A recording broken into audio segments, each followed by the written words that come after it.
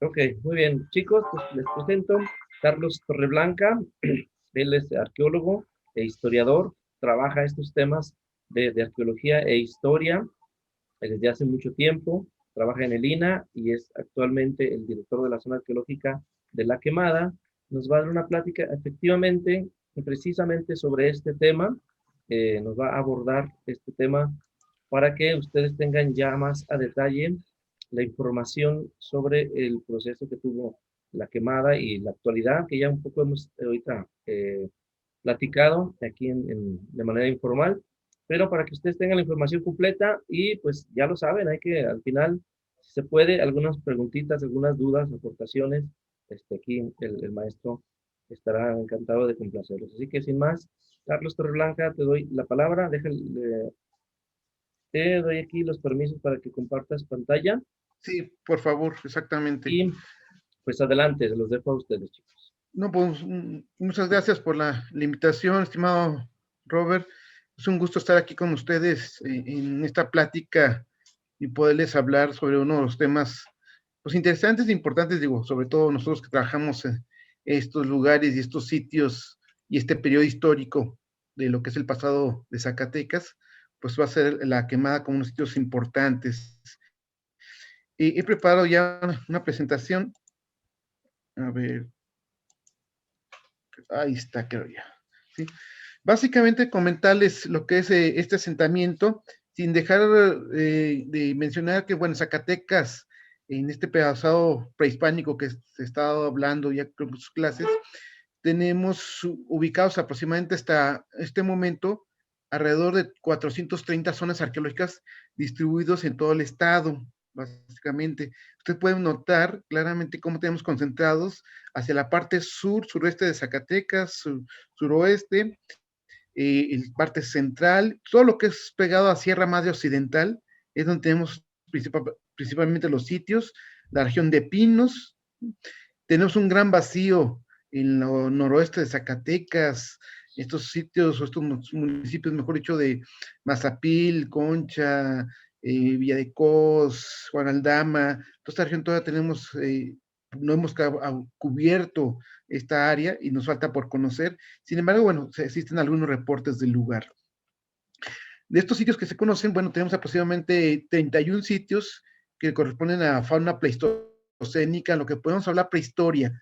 Es decir, tenemos presencia desde restos de amonites o trilobites en esta región, hasta pasar lo que serían, bueno, en esta parte que tenemos los trilobites, y a lo que son otro tipo de fauna como mamut, tortugas o caballos que se han encontrado en toda esta porción de Zacatecas. Aquí me faltaría hacia la región de Valparaíso restos de tigres dientes de sable, básicamente. Pero más allá de estos elementos que estamos hablando de fauna pleistocénica, lo interesante es empezar a conocer la presencia del ser humano en Zacatecas. Y bueno, teníamos algunos reportes de hace tiempo atrás en la región de Santana, en Fresnillo, de unos restos de mamut que tenían huellas de haber sido rayados, raspados por el ser humano. Seguramente al momento de la cacería, ellos empezaron a destazar al animal, a desprender la carne de los huesos con sus herramientas de piedra y dejaron huellas de ese proceso de arrastre de corte. Esto nos hablaría del hombre temprano, pues fácilmente hace 10,000 años antes de Cristo, 20,000 años que tenemos ahí, de acuerdo a la extinción de la fauna pleistocénica, porque sabemos que ya para el 10,000 esta fauna empieza a desaparecer y posteriormente cambia el clima y se dan otras condiciones de vida. Sin embargo, recientemente se han visto algunos sitios en la región de lo que es Concha del Oro, sobre todo en lo que es la famosa cueva del Chiquihuitillo. Hace unos años, colegas de la Universidad de Zacatecas, de la Unidad de Antropología, realizaron estudios en una cueva en esta parte y encontraron restos de lo que sería presencia humana también para 30,000 años antes de Cristo. Estamos hablando de estos dos sitios, Santana y Chiquihuitillo, como los lugares más tempranos con presencia humana. Posteriormente, bueno, vamos a encontrar varios sitios que nos quedan con evidencias de lo que es pintura rupestre o petrograbados. Hasta ahorita tenemos registrado alrededor de 43 sitios arqueológicos. Ustedes pueden ver otra vez la distribución, toda la región de la Sierra Madre Occidental, el sureste de Zacatecas, hacia Pinos, Villa García, y un poco esto está considerado hacia la zona de grupos, sobre todo agricultores. Tenemos una concentración de grupos de agricultores en esta porción del estado de Zacatecas, y esta región es más desértica y por tanto está dominada por grupos nómadas, cazadores-recolectores, que también tienen un arte rupestre muy particular, conocido pues de lo que son sitios en Mazapil, en Concha del Oro sobre todo, que tenemos algunos asentamientos, y otros más hacia la parte de lo que es Juan Aldama, lo que es Miguel Auza. En este tipo de expresiones, pues hablamos de 43 sitios. Lo que sí tenemos una mayor cantidad de vestigios arqueológicos son sitios con edificios, 275 sitios distribuidos, pueden ver toda la parte realmente donde se encuentran las mejores tierras para la agricultura, y lo que es los campos cultivables, sobre todo los cañones de Juchipila, Tlatenango, la parte de Fresnillo, lo que es Chachihuites, Juan Aldama, esos límites hacia lo que es otro Valparaíso, perdón, encontramos una gran cantidad de asentamientos prehispánicos. Acá vamos a ver hacia la parte de Pinos, Villa García, que tenemos esos sitios con arquitectura, que nos habla ya presencia de grupos agricultores. De esta manera damos la entrada a lo que sería la zona arqueológica de La Quemada. La Quemada, bueno, lo que vamos a ver aquí es la ubicación, donde se encuentra, lo que son los diferentes distribución de los edificios en el asentamiento, a partir de planos que se han hecho en el lugar, y aquí vamos a ver una parte bien interesante, lo que ha sido el conocimiento histórico del asentamiento, cómo investigadores desde el siglo, viajeros sobre todo del siglo XVI, empezaron a hablar de este lugar, hasta llegar a investigadores recientes que han hecho levantamientos topográficos, arquitectónicos del asentamiento, y han permitido comprender un poquito la extensión de este sitio. Y de ello, pues vamos a hablar ya cada uno de los edificios que lo componen. Seguramente algunos han visitado la zona que de La Quemada y conocen, pues han visto el Salón de Columnas, Juego de Pelota, la Pirámide Votiva, el Cuartel, la Plaza de los Sacrificios, la Ciudadela y los caminos empedrados que existen alrededor o las famosas calzadas. Vamos a ver un poquito sobre la ubicación. Bueno, lo que tenemos en La Quemada es en esta parte centro-sur de Zacatecas, ¿sí? Como habíamos hablado hace ratito, toda la región fértil del estado que nos encontramos hacia lo que es la estribación en la Sierra Madre Occidental, sobre todo la gran presencia de estos ríos que corren en esta región. El río Colorado hacia la región de Chalchuites, el río Súchil, el río Guanabal, las partes de Fresnillo, que se va hacia Valparaíso, y después se convierte en el río Bolaños, los ríos de, bueno, el Juchipila, que tenemos en la parte del cañón de Juchipila, el río Tlatenango, que es la parte más fértil, y obviamente pues por esa razón se nos concentraron asentamientos agrícolas. Y aquí tenemos como uno de los más importantes, pues el sitio de La Quemada, que es conocido como en el Valle de Malpaso, esta región. Cronológicamente, La Quemada lo tenemos ubicado a partir de los años 450 a 1100, ¿sí? Y vamos a ver que en este lugar, la mayor crecimiento, La Quemada vamos a tener entre los años 6 al 900 o 650 al 850. Es decir, en este periodo que tenemos a La Quemada, contemporáneo varios asentamientos, ¿sí? Sobre todo de la cultura chalchuites, algunos sitios hacia la región del Bajío, en Guanajuato, otros sitios hacia la parte de Durango, y un poquito hacia el centro de México, que bueno, tenemos grandes asentamientos en esa región. En este lugar, una de las grandes inquietudes que tenemos es cómo se dio el origen de estos asentamientos. Si no tenemos todavía claro qué hay atrás del año 300, 400 después de Cristo. El año del 0 al 300, sabemos que pues, posiblemente hay una serie de transformaciones de grupos quizá nómadas que viven en la región, la aparición de los primeros grupos agricultores, el dominio de la agricultura, empezar a aprender a sembrar estas plantas, a domesticarlas y después a tener grandes extensiones humanas y una producción agrícola para sostener esta población. Esto también nos lleva a pensar al tipo de clima que existía en esta época, con mejores condiciones para el desarrollo de esta actividad. Y el tipo de población que estamos hablando, que pues, también no son poblaciones muy grandes, grupos aldeanos, llegan a tener 300, 400 gentes viviendo en un espacio máximo, hasta menores, ¿no?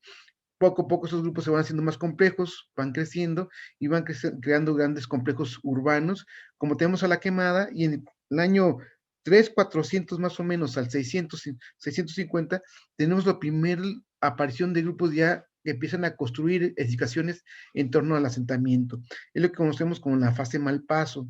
Después, al 600 y 850, que es la fase de La Quemada, es el máximo extensión del sitio, es cuando crece lo que conocemos hoy en día en La Quemada que vemos, es en este periodo cuando se construye, entre el año 600 al 850, y después, ya del 850 al 1000, en la fase Ciudadela, la ciudad se empieza a abandonar, parece haber una serie de conflictos internos en el lugar, desconozco exactamente qué sucedió, pero hemos encontrado muchas evidencias de que son restos de incendios, sobre todo, espacios quemados. De hecho, el nombre de La Quemada deriva de eso, ¿no? De que fueron incendiados varios espacios. Vamos a entrar ahorita al asentamiento prehispánico que es La Quemada. Este sitio que todo el mundo lo conocemos hoy en día, vemos el gran salón de columnas, el juego de pelota y las construcciones masivas en la parte superior, que se conoce como la Acrópolis, y en la parte norte vamos a ver esta muralla y otro espacio que se conoce como la Ciudadela. Estos edificios, bueno, siempre han llamado la atención. Ahorita los encontramos ya explorados, se le ha retirado el escombro que los cubrió después de su abandono, pues los edificios empezaron a caerse, a cubrirse de materiales y de elementos, empezó a crecer vegetal, y esos edificios hoy en día los vemos, pero durante mucho tiempo estuvieron sepultados. ¿Sí? Vemos los planos antiguos, es un plano de Carl de Verges que elaboró, bueno, está publicado en 1855, en el cual hace una descripción del asentamiento de La Quemada. Esos son datos muy interesantes porque nos permite ver lo que ellos conocieron en su momento. Aquí vamos a conocer poco a poco el salón de columnas, que ya lo conocemos hoy en día, que ellos lo vieron, quizá con edificios todavía más completos de lo que estaba hoy en día, porque ha habido un proceso de destrucción. La pirámide votiva que tenemos ahí, la parte superior que se conoce como la Acrópolis, una serie de edificios que, Acrópolis porque está encima del cerro, por eso viene el término griego de las antiguas ciudades en esta región en Mediterráneo, donde los edificios o las construcciones que se encontraban encima del cerro se le conocían como Acrópolis. Cuando llegan los exploradores y ven este mismo patrón, pues determinan llamarle de la misma manera. Y en la parte norte encuentran esta serie de edificios rodeada por esta pequeña muralla a la cual le llaman Ciudadela. Y viene después una gran muralla que se extiende en la región noroeste desde el asentamiento, que es lo que mucha gente ha señalado como el espacio defensivo del asentamiento. Después vamos a ver elementos bien interesantes que se marcan en este plano. Usted puede ver este círculo amarillo que tenemos aquí. Aquí hay una pequeña construcción, un basamento piramidal, ¿sí? Al cual, si se fijan, hay una calzada principal que entra a la antigua ciudad prehispánica. ¿Sí? Esa es la entrada principal y original a la ciudad prehispánica. ¿Sí? Aquí se ve una serie de caminos, calzadas, nuestros caminos empedrados, que convergen en este punto y después todos van a entrar a una gran calzada. ¿Sí? Y vamos, no va a ser la única, vamos a ver cómo del otro lado, donde hoy en día se ve pues actualmente está la presa Chicomostoc, que pasa el antiguo río o arroyo, dice del Monarca, el actual río Alto Juchipila, cruza en esa parte, y del otro lado en los cerros hay una serie de construcciones, acá es una pirámide, de esa pirámide desciende una gran calzada que pasa pues, actualmente bajo de la presa y continúa, o sea, originalmente pues pasaba por el valle, había varios asentamientos prehispánicos, como pueden ver aquí ustedes, en esta región, y entraba a otra gran calzada, ¿sí? Y hay una puerta por debajo de lo que está la pirámide votiva, hacia una terraza, y aquí hay una escalinata donde ingresaban a la zona arqueológica. Ahí pueden ver otros elementos que destacan dentro del paisaje, o en este plano, que son esos caminos prehispánicos que ingresan a la ciudad. Ven este otro que viene acá, y así tenemos una serie de elementos que nos empiezan a describir la composición arquitectónica y urbana del asentamiento. Igual estos planos que hace Carnevel, perdón, unos años antes, en 1836, pues nos marca el mismo patrón. Ahí vamos a ver otra vez los elementos que estamos hablando, el salón de columnas, ¿sí? Aquí cabe señalar que ellos ponen una calzada que comunicaba el Salón de las Columnas con la pirámide votiva. Con el paso de los años, esto que llamaban calzada, pues descubrimos o sabemos hoy en día que es el juego de pelota que se conoce. Pero en ese entonces solamente se veía una gran explanada recta, ¿sí? Nivelada, y por esto se quería con una calzada. Está la pirámide votiva, la Acrópolis nuevamente, y llegamos a la Ciudadela. Y una vez más vamos a encontrar la muralla y otra vez esos caminos de acceso que tenemos aquí. Ahí vamos a ver todos los caminos que dan comunicación hacia lo que es el asentamiento mayor, que ingresan a diferentes puntos, y vean esta otra parte donde estos caminos comunican a una serie de terrazas habitacionales que están en el lado poniente del cerro. Este otro dibujo de Cardeberge, pues nos vuelve a mostrar otra vez el salón de columnas, lo que es este espacio, después se llama pirámide, que encontramos con sus calzadas, si se fijan, ¿sí? Y van a ingresar a los edificios, salón de columnas, la pirámide votiva, la Acrópolis y la Ciudadela. ¿Sí? Entonces empezamos a ver cómo desde las descripciones del siglo XVIII, sobre todo, el siglo XIX, nos van a dar una panorama de lo que sería el asentamiento. Otra vez, con la intervención francesa, se forma una comisión científica que Maximiliano manda a recorrer la región, bueno, todo el país, y a la región norte llega, sobre todo Guillermín Terraide, y en 1869 publica sus memorias, donde describe lo que es el asentamiento de la Quemada. Ahí vamos a ver otra vez estos elementos importantes: Salón de Columnas, Acrópolis, la Ciudadela, y ahí tenemos este basamento piramidal que va a dar hacia las calzadas que ingresan al asentamiento mayor. Este es otro dibujo que también retoma, ya no en perspectiva, sino en plano, lo que se hace traer con Salón de las Columnas, la pirámide votiva. Vean aquí cómo nos queda en claro, en blanco. Esta parte pues, no se veía el juego de pelota o la calzada que ellos señalaban. La Acrópolis en la cima, la Ciudadela, su muralla, la pirámide que hemos hablado, ¿sí? Con el acceso principal al Salón de Columnas. Y aquí vemos otro plano también, una acuarela que se hace en 1836 por Carl de Nebel, un explorador que realiza un amplio recorrido por la República Mexicana y empieza a dibujar muchos sitios de interés histórico, y en este caso tenemos a lo que es la Quemada.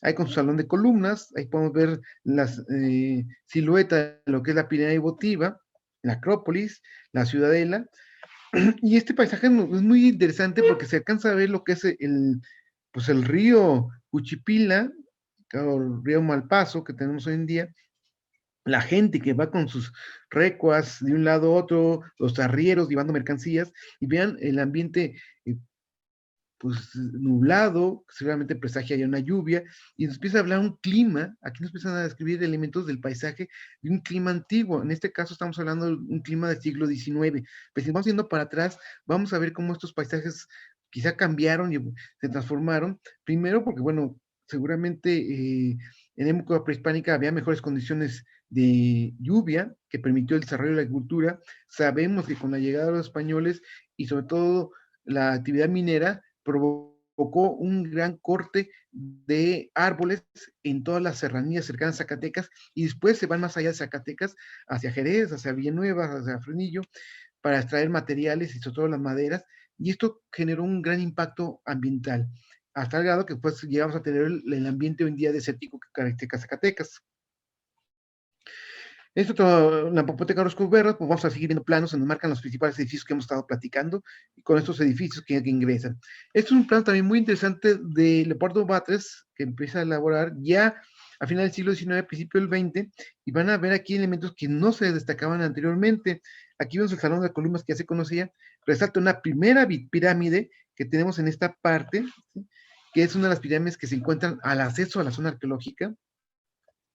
Luego vemos otra pirámide que está marcándose cercana a la pirámide votiva, que no lo habíamos señalado tanto los anteriores viajeros. Luego tenemos propiamente la pirámide votiva, y vamos a subir a lo que va a ser la Acrópolis, y ahí nos va a marcar otra pirámide en la parte intermedia del cerro, ¿sí?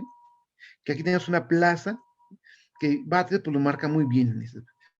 Ya nos llegamos a la que es la Ciudadela, en las murallas internas de la Ciudadela, y luego vamos a ver las murallas externas.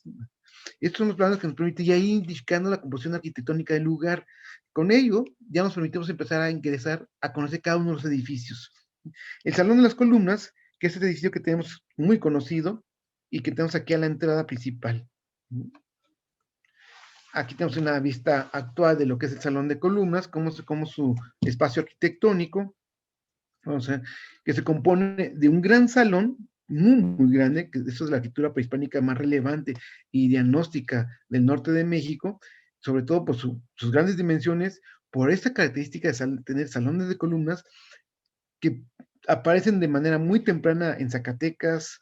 Estamos hablando que en la quemada, pues en el año seguramente 600, este salón de columnas ya está en uso, 600, 900 que dirían auge de la quemada. ¿Sí? Vamos a tener este edificio, y que después este edificio se va a extender, bueno, lo conocemos en Chalchihuites, en Zacatecas también, va a irse a aparecer en otros sitios en Guanajuato, ahí aparece un salón de columnas en el sitio arqueológico del Cóporo, y ese patrón ya no se repite hasta finales, cuando caen esos asentamientos.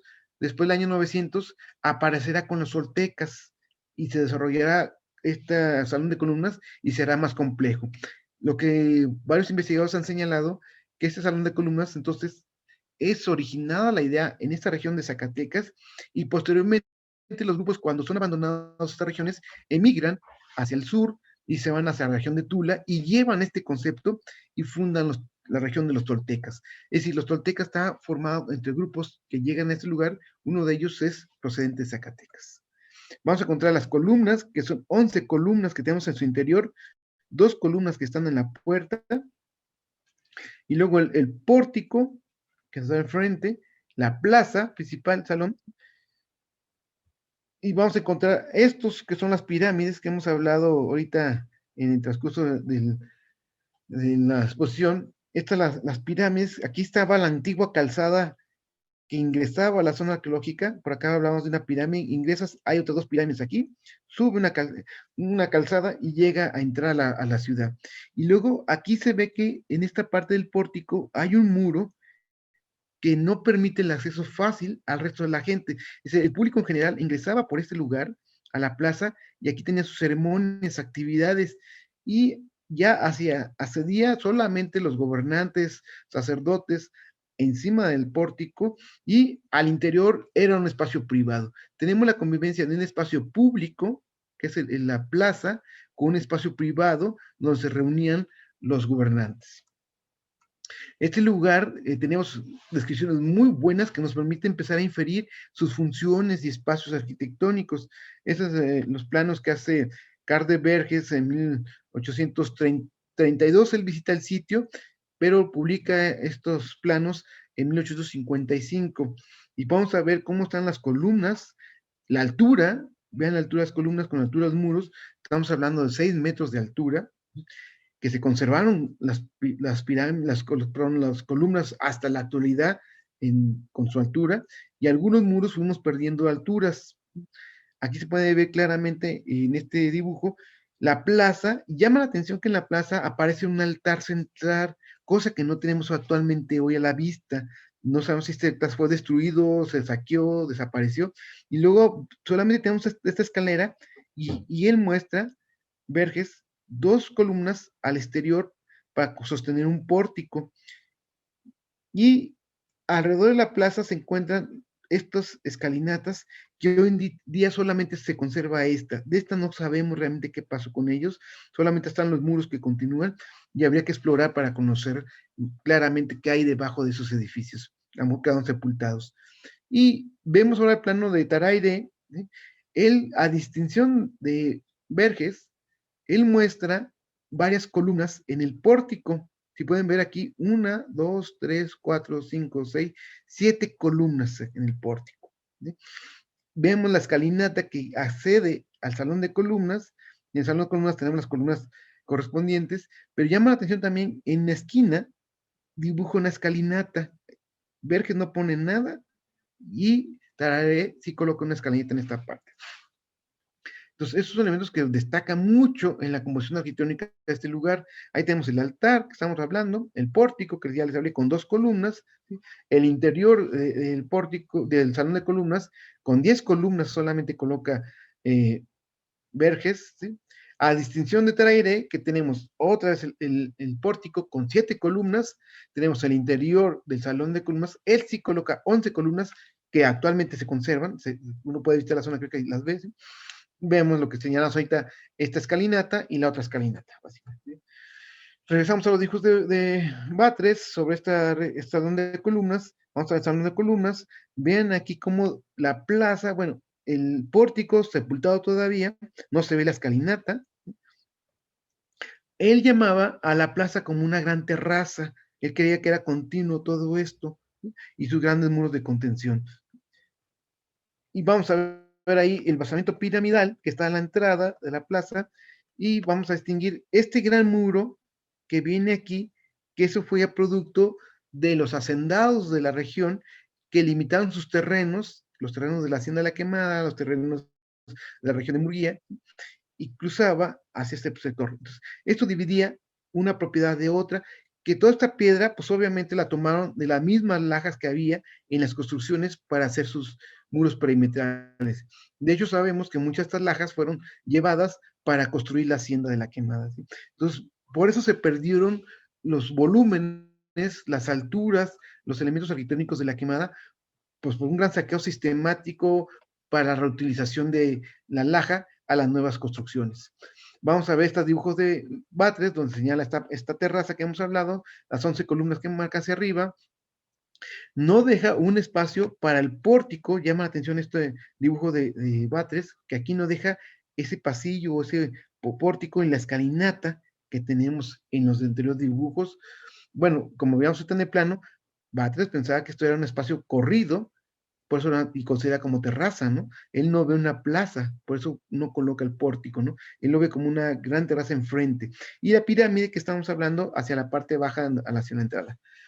Ya en la década de los 20, pues vemos varios elementos constructivos, como la gente iba a tener reuniones ahí, mítines políticos, aquí vemos a las personas trepadas, hablando a la gente, y las columnas que encontramos, ¿no? Este es el acceso principal al salón de columnas, las columnas que se mantienen en pie todavía con sus elementos constructivos originales, es decir, la laja, el lodo que se colocaba. Lo que ya perdieron fueron quizá los aplanados, porque esas columnas iban recubiertas, no estaban así como las vemos hoy en día, sino que tenían un recubrimiento todos ellos con aplanados de lodo, y quizá sobre esos aplanados pues pudo haber tenido una decoración en todos los edificios, cosa que se perdió. Aquí vemos otra foto, ¿sí?, de algunas exploraciones que se hicieron arqueólogos que quedaron abiertas, cómo la gente está ahí adentro, ¿sí? Ya los muros empiezan a caerse, vean la cantidad de lajas que están aquí abajo y las columnas que siguen aún en pie. Vamos a ver que ya se limpia un poco el acceso a la entrada a las columnas. Vean esos muros muy gruesos, estas 2 columnas que están a la entrada que se detectaron, y todavía el salón de columnas cubierto con la gran cantidad de lajas y piedras que se han caído de la parte superior de los muros, seguramente restos del techo original que pudo haber tenido, pues se encuentran aquí sepultados. Aquí tenemos las excavaciones finalmente, bueno, ya en los años 50, 60, hubo arqueólogos que exploraron, sobre todo en el 54, este otro Hugo Moedano hace la primera excavación, liberación del gran espacio, y luego en los 70 Gerardo Cepeda libera gran parte del edificio, quita todo el escombro, y tenemos esta perspectiva. Y ya en los 80 el arqueólogo Peter Jiménez realiza excavaciones en el interior del salón de columnas y encuentra al interior, en el centro, ¿sí?, un gran agujero, ¿sí?, que pues realmente no sabemos cuál era su función, desconocemos claramente su función, y las columnas que están colocadas. Había una gran discusión entre los colegas de si este salón de columnas tenía un techo completo o solamente el techo era perimetral, dejando un claro en la parte intermedia, ¿no? Con las excavaciones que hace Peter Jiménez, se logra detectar que restos de techumbre se encuentran en todo el resto de lo que es el interior del salón, lo que pues, demostraba que había un techo completo, siendo este edificio el más grande que tenía un techo en el México prehispánico. Ahí podemos ver ese agujero foso, una foso que estaba ahí colocada, que fue construido con toda la intención, es decir, cuando se levantó este salón de columnas y colocó el piso, se elaboró este círculo en la parte central, seguramente para alguna actividad religiosa, ¿no? Recientemente hemos hecho trabajos en este espacio para entender el edificio, hemos usado nuevas tecnologías, lo que son el uso de drones, la fotogrametría, programas digitales que nos permiten hacer reconstrucción de los espacios arquitectónicos. Y aquí tenemos un primer acercamiento a este elemento que es la fotogrametría de la gran plaza y el salón de columnas. Como hemos dicho, pues no hay restos del altar central y solamente estos muros de contención no se encuentran las escalinatas, solamente en la parte frontal del salón de columnas, en este pórtico, aparecen las escaleras y no se ven lo que serían los columnas que soportarían las techumbres. Ahí podemos ver hacia el acceso las dos columnas que se encuentran, que son 11 columnas en su interior, dos en el acceso, que nos formarían 13 columnas. Ahí tenemos ese muro que tenemos de acceso, que limita el acceso. Hay una pequeña puerta aquí que solamente permitía a ciertos grupos poder entrar al lugar. Con esto, entonces empezamos a trabajar en el reconstructivo, con toda la información que hemos visto, pues empiezan a tener datos de cómo sería el espacio. Si reconstruimos esos elementos, como teníamos hijos de esos exploradores, que sí llegaron a ver todavía restos de esos elementos arquitectónicos, pues pensamos nosotros que aquí tenía que haber habido esta serie de columnas que sostenían este techo para el pórtico y este muro, ¿sí?, que limitaba el acceso, teniendo, aquí no se alcanza a ver, pero había un espacio pequeño para ingresar solamente los gobernantes a tener sus sesiones dentro del salón. El salón, con todas sus columnas, aquí vemos el recubrimiento que pudo haber tenido, no la laja expuesta, sino los aplanados de barro que tuvieron en el interior, y sabemos que estaban decorados en rojo, ¿sí?, y luego toda serie de vigas que sostenían esa gran techumbre que era de tierra, todo esto. Aquí sería más o menos como sería en la vista del pórtico original del salón de columnas, las dimensiones del espacio, el interior. Aquí estamos colocando lo que sería ese foso, no sabemos si aquí, bueno, estamos animándolo colocando fuego, porque sabemos que algunos templos tenían el fuego sagrado en su interior, pero desconocemos realmente la función que tenga aún este espacio. Aquí sería ya una vista de cómo sería este interior, la gran altura que tendría. Imagínense para iluminar esta puerta que tiene solamente y la iluminación que llegaría a tener en sus interiores. Si esta puerta a su vez será cubierta, tapada, para no tener vista hacia el interior, hacia el exterior, sabemos que en el mundo prehispánico se usaban pieles a manera de cortinas para abrir y cerrar puertas. Entonces eso convertiría en un espacio completamente oscuro, ¿no? Solamente si esto hubiera tenido no fuego, brasas, pues el poco iluminación que tendrían pues sería esta, ¿no? Si no fuera eso, pues tendríamos un espacio oscuro. Ahora, también hay que pensar, si aquí había brasas, un poco de combustión, también está generando humo que había que ventilar esos espacios, ¿no? Entonces tenemos que ver estos elementos cómo funcionaban y seguramente ellos, los arquitectos, los ingenieros, los constructores originales de este espacio, pues consideraron todos esos elementos técnicos para edificar este salón y tener una función determinada, ¿sí? Dejamos el salón de columnas, nos vamos a otro elemento importante que es el juego de pelota. El juego de pelota, en esta vista aérea, vamos a ver este gran espacio que está conformado por dos muros laterales que corren en este sector, norte-sur. Luego, hacia la parte sur, vamos a ver este cabezal que tenemos aquí, y al norte, otro cabezal. Aquí. Esto señala una forma de juego de pelota tradicional en el mundo prehispánico que le llamamos en latina, básicamente, ¿sí? Y luego vemos cómo ese juego de pelota se le anexa una plataforma, ¿sí?, y luego es cambiada esta plataforma con este nuevo eje. Ahí está el juego de pelota que estamos marcando, ¿sí? Y como hemos visto en los pasos antiguos, pues nos aparece aquí, ¿sí?, pero solamente se ve esa plataforma inicial, uno de los muros, acá se alcanza a ver otro, y todo el camino original que tenían ellos visible, ¿no? Aquí tenemos una foto de los años 30, vean que no se ve el juego de pelota, aquí está sepultado completamente, aquí está el lienzo que habíamos hablado, el muro que dividía las propiedades, vean el salón de columnas, cómo las columnas están en pie, los muros han caído, lo que sea la plaza, pues solamente los muros de contención perimetrales, no se ve el altar, ¿sí? Y vamos a ver otra fotografía también de los 60, cómo nos marca este terreno, y aquí se alcanza a percibir un poquito el montículo de lo que es ese juego de pelota. Las excavaciones que se hacen en el juego de pelota en los años 70, 80 por Román López y Laura Castañeda ya empiezan a liberar este espacio arquitectónico. Ya años previos, en los 50, 60, Pedro Armillas había explorado esta región, había encontrado esta plataforma, y empieza a hacer liberaciones ya en los 70, finales, principios de los 80, y se tiene el juego de pelota como actualmente lo vemos, ¿sí? Aquí están las excavaciones que vemos, ¿sí?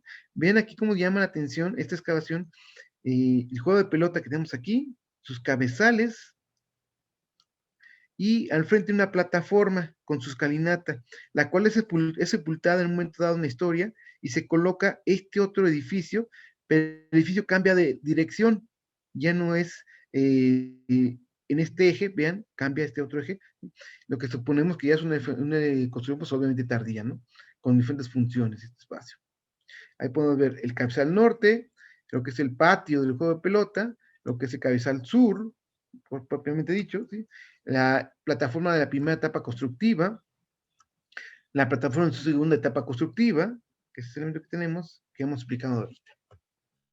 Y esto, bueno, ya jugando con los reconstructivos, vemos que ese juego de pelota pudo haber sido estos grandes muros, ¿sí?, que teníamos hacia a los lados, que hoy en día pues solamente consideramos una altura mínima de 150 metros, 1.50 metros a 1.60 metros de altura, ¿sí?, y que pudieron haber tenido hasta 2 o 3 metros de altura, ¿sí? Corren los muros laterales y los cabezales que cerraban el espacio para que la pelota botara y siguiera siendo el juego, ¿sí? No tenemos evidencias de marcadores como el resto de Mesoamérica, ¿sí? Y la plataforma exterior que estamos viendo anexa al juego de pelota. Aquí está otra vista de lo que sería el juego de pelota. Vean sobre lo que es el muro perimetral, esta especie de rampa, donde en los cabezales pues, el jugador aventaba la pelota por aquí, subía la rampa, topaba en este muro, regresaba, y ya con las caderas golpeaba la pelota para que esta fuera hacia el otro extremo, y el jugador contestara y tuviera la pelota yendo de un lado a otro para marcar los puntos y ver quién iban a ser los ganadores. Otra perspectiva del interior del juego de pelota. Y bueno, dejamos lo que es el juego de pelota principal, y podemos señalar que en lo que es el resto del sitio arqueológico no solamente está este juego de pelota que estamos viendo ahorita, precisamente, sino que existen más juegos de pelota. Tenemos un juego de pelota en esta parte poniente del cerro, en lo que se conoce como la zona de las terrazas, que es este juego de pelota que tenemos aquí. Esta es la terraza número 18, explorada en los años 80 también, en los 90, y ahí salió dentro de la plaza un juego de pelota pequeñito. Y otro juego de pelota lo tenemos en la parte norte del edificio, de la zona arqueológica, lo que es la ciudadela, ¿sí?, donde vemos estos muros delimitados que nos marcan esta actividad de juego de pelota. Son juegos de pelotas menores que están asociados al gran juego de pelota mayor, lo que nos marca, bueno, una importancia de esta actividad que era religiosa, ¿sí?, era una actividad social muy característica en los grupos de centro de Mesoamérica, que tenemos presente aquí en el norte de México, sobre todo en La Quemada. Es el primero y el único juego de pelota en forma de I latina que tenemos claramente evidenciado, porque el resto de juegos de pelota en esta región solamente son muros laterales, carecen de cabezales, ¿sí? Y eso lo vamos a encontrar en la zona de terrazas y en la ciudadela. Y en lo que es en Zacatecas, pues en la región de Chalchihuites, sobre todo en un lugar que se llama Gualterio, aparece un juego de pelota. Y lo que es hacia la parte de Valparaíso, ahí aparecen otros juegos de pelota, y nos vamos hacia lo que es el Tlaltenango, sobre todo el Cerro del Teul, ahí aparece otro juego de pelota con un acabado mucho más fino. Ahí se ve que el trabajo fue muy elaborado en los materiales empleados, sobre todo la cantera, ahí está labrado, hay escultura, que es un elemento que llama la atención, que en La Quemada son, pues La Quemada y el resto de los sitios hasta el centro de Zacatecas, carecemos de escultura, ¿sí?, lo que son los elementos ornamentales de los edificios. En cambio, en el Teul sí aparecen esos elementos ornamentales, ¿no? Dejamos esos juegos de pelota en La Quemada y nos vamos hacia la pirámide votiva. La pirámide votiva, que es un elemento arquitectónico muy conocido cuando uno visita la zona arqueológica de La Quemada, pues vamos a ver este edificio, ¿sí?, cómo estaba en estos dibujos que hace Taraire en 1869, de un solo cuerpo. Y sí quiero que se graben muy bien esta imagen para que vean cómo es un solo cuerpo. Y al frente vemos aquí lo que sería la escalinata principal que accedía hacia aquí arriba. Se ve una plataforma que seguramente sostenía un templo, el cual ya se perdió. ¿Sí? Este dibujo es muy ilustrativo de cómo vio el edificio aún en pie, solamente con esa parte que ya se empezaba a fracturar, ¿sí? Y que se empiezan a caer, y con paso de los años perdemos parte de la cima y todo quedó sepultado en la parte de abajo. Aquí se puede ver ya parte de lo que está siendo sepultado en la parte baja del edificio. En la mapoteca Orozco y Berra vemos otra vez este otro dibujo, ¿sí? Cómo se muestran la misma circunstancia. La pirámide votiva de un solo cuerpo corrido, ¿sí? Su escalinata, ¿sí? Y ya los elementos que la sepultan. Esta es una foto de los años 50, cuando empiezan a hacer las primeras liberaciones en torno a lo que es el basamento piramidal. Vamos a ver que ya aquí se ven cómo está esta parte, se ve una línea aquí, donde ya se ha perdido gran parte de las lajas que formaban el acabado. ¿Sí? Aquí se perdió este sector, ¿sí? Ya las escalinatas se perdieron en esta región, solamente quedan esta parte de algunas escalinatas, y aquí no se ve nada, todo está sepultado, y aquí sí pueden ver cómo empiezan a hacer las excavaciones. En 1955, el arqueólogo José Corona Núñez hace una exploración, lo que sería el basamento piramidal, y empieza a retirar todo el escombro que hay alrededor del edificio. Aquí se ven la cantidad de lajas que empieza a retirar él, se empiezan a visualizar los primeros escalones que van a seguir hacia la cima, ¿sí? Y aquí hace un dibujo él de cómo estos escalones se proyectaban hacia la cima. Nota que no empatan con los escalones superiores. Acá se ve la huella del escalón, acá está, y está lo que recorre el escalón inferior. Detectando que entonces esta gran plataforma donde está sentado la pirámide votiva, es una gran plataforma donde también se sienta el juego de pelota, con el paso de los años tuvo un asentamiento, un desnivel, ¿sí? Y por los pesos, el terreno se hundió, generando un desplazamiento de la pirámide 2, 3 grados hacia la parte oriente, ¿sí? Por eso se nos desfasa la escalinata con la parte superior e inferior, ¿sí? Por ese problema estructural de la cimentación del edificio. ¿Sí? Aquí vemos el acercamiento de cómo ya este arqueólogo empieza a hacer la liberación y empieza a consolidar los escalones, lo que sería él, lo que llama un basamento, un zoclo, que tiene la pirámide, y luego empieza a reconstruir todo lo que se perdió de los acabados originales. Aquí ya levantó lo que es la parte baja, el zoclo que decíamos hoy, o zócalo, la gran plataforma que sube y lo lleva hasta el escalón 11, y ven aquí cómo marca los hilos donde él está tirando para levantar, pero esto está desfasado, ¿sí? Esto no se movió tanto y esto se movió más, por eso se ha desfasado. Y él deja este edificio hasta esta altura, ¿sí? Señalando que le habían pedido que diera estabilidad al edificio y evitar que se colapsara. De esta manera, él determina que llegando a esta altura, el edificio ya queda estable y no es necesario continuar hasta la cima. Y es como finalmente conocemos el edificio. Así se quedó después de las exploraciones realizadas por Corona Núñez en los 50, Román López y Laura Castañeda en los 80 recorren otra vez, toman esta foto y vemos el edificio tal y cual lo dejó Corona Núñez. ¿Sí? Aquí es una foto también de los 80, de cómo se ve el juego de pelota, ¿sí? Y al fondo lo que es la pirámide votiva. Vean la parte de restaurada, ¿sí? Que se dejó hasta aquí, y el núcleo de la basura piedad queda expuesto acá arriba. Es una vista perspectiva actual, que ustedes pueden ir a visitar la zona arqueológica, y así lo vamos a ver, ¿sí?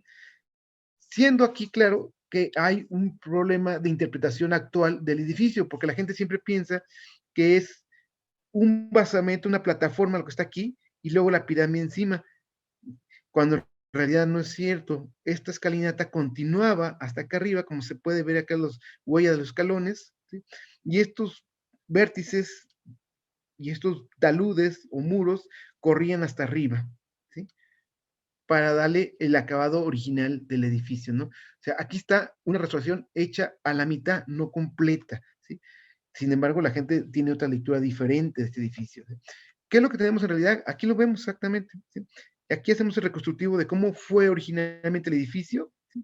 con sus escalinata hacia arriba, lo que se perdió aquí por el movimiento, obviamente, y lo que se perdió de lajas, pero ellos tenían un acabado original. Aquí se puede ver la proyección, aquí podemos ver cómo está ahogado en el dibujo que tenemos la pirámide votiva y cómo es originalmente este edificio. Para terminar con esta visión, esto sería la visión del edificio original, su escalinata muy pronunciada. Uno puede subir con mucha confianza, pero ya estando arriba se da cuenta que los cantos son muy pequeños y la pendiente muy inclinada, ¿sí?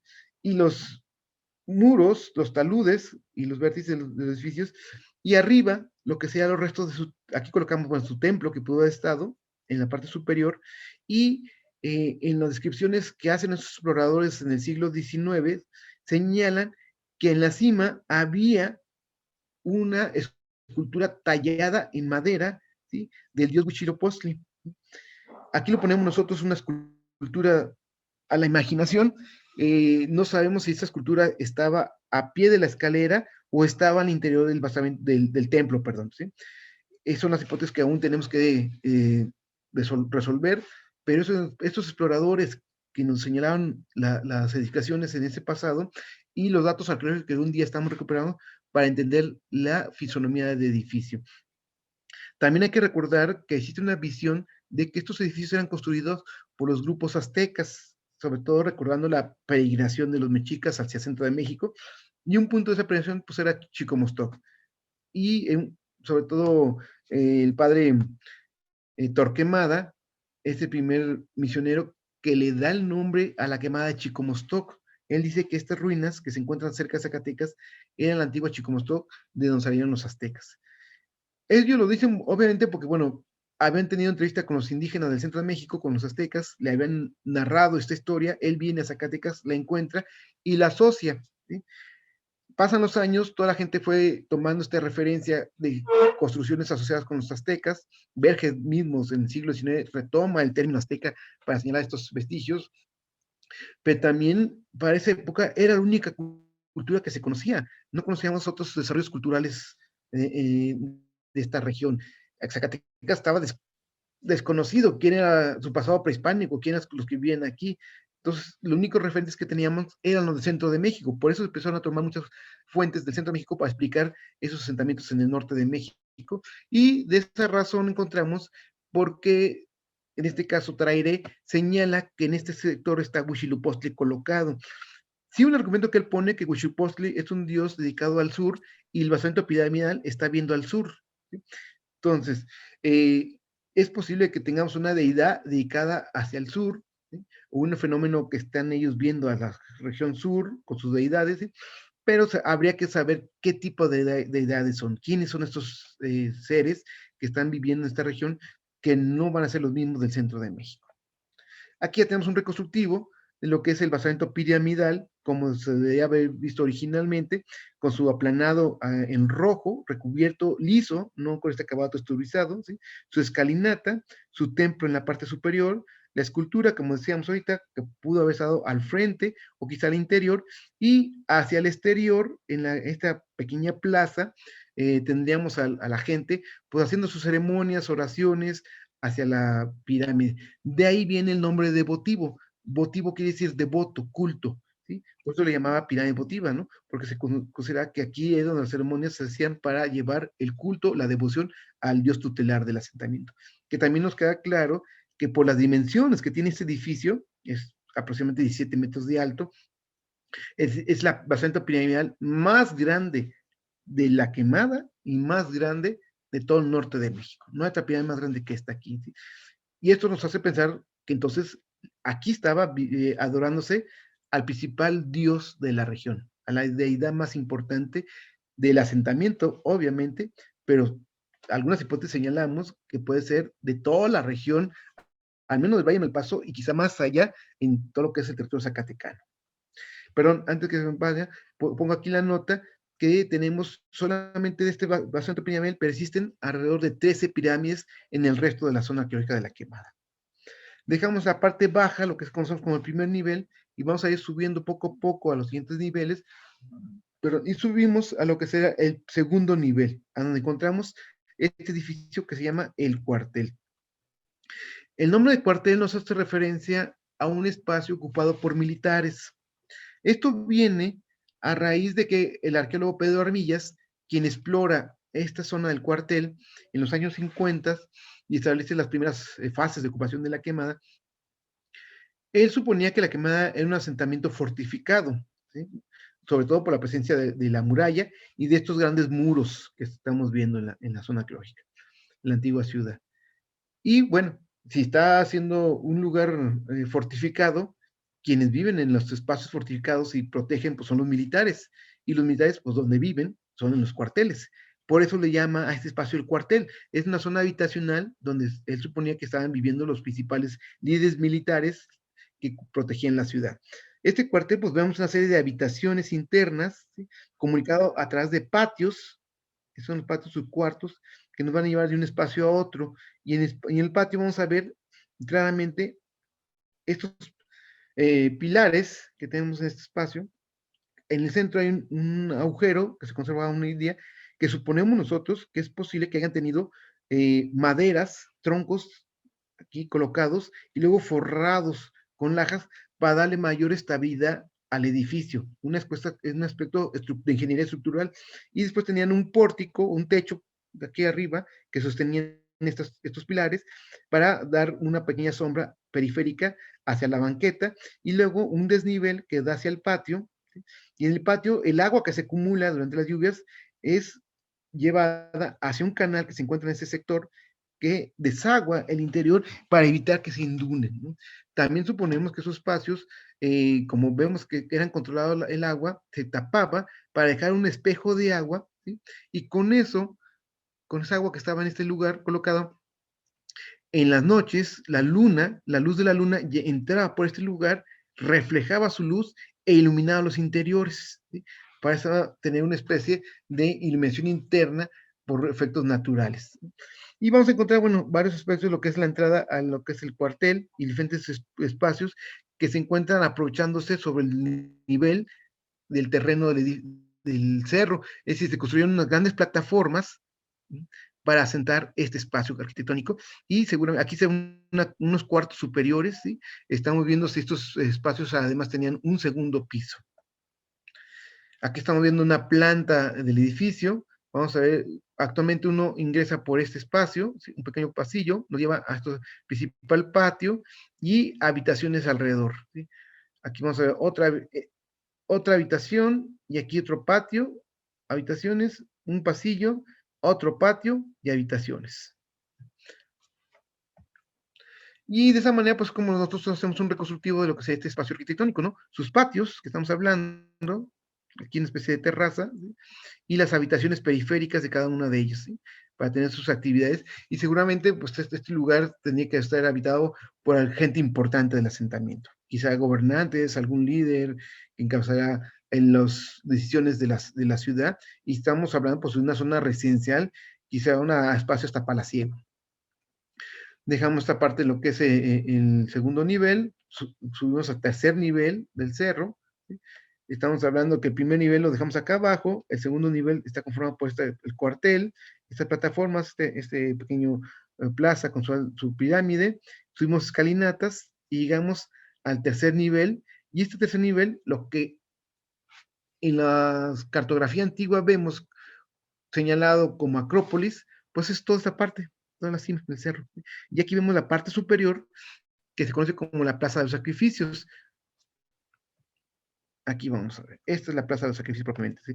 Grandes salones perimetrales, que es este que está aquí hay otro gran salón, aquí viene otro, y luego hacia la parte norte aparece este basamento piramidal. Este basamento piramidal es muy distinto a lo que hemos estado viendo de los otros edificios, porque vemos, si se acuerdan, que los edificios anteriores, aquí tenemos, por ejemplo, este basamento piramidal, acá está otra pirámide también, es de un solo cuerpo, corrido, ¿sí? Con sus muros de talud y su escalinata.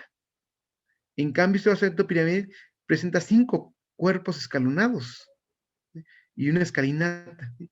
Lo que nos hace cambiar totalmente el patrón arquitectónico de este tipo de edificios. Aquí tenemos una vista más clara de lo que sería la plaza de los Sacrificios, con su gran plaza, su altar central, su basamento piramidal con diferentes cuerpos, ¿sí? Y los grandes salones que tenemos alrededor. Otra vista de este edificio, ¿sí? Y vamos a ver los planos antiguos que estamos señalando. Aquí vamos a ver cómo algunos cronistas, exploradores señalan la presencia de escalinatas en la parte trasera, perdón, de la pirámide, o gradas que conducían al basamento piramidal que está en la parte superior. Luego marcan un muro que limita el acceso, o sea, hay como una separación, vean acá otro muro, ¿sí?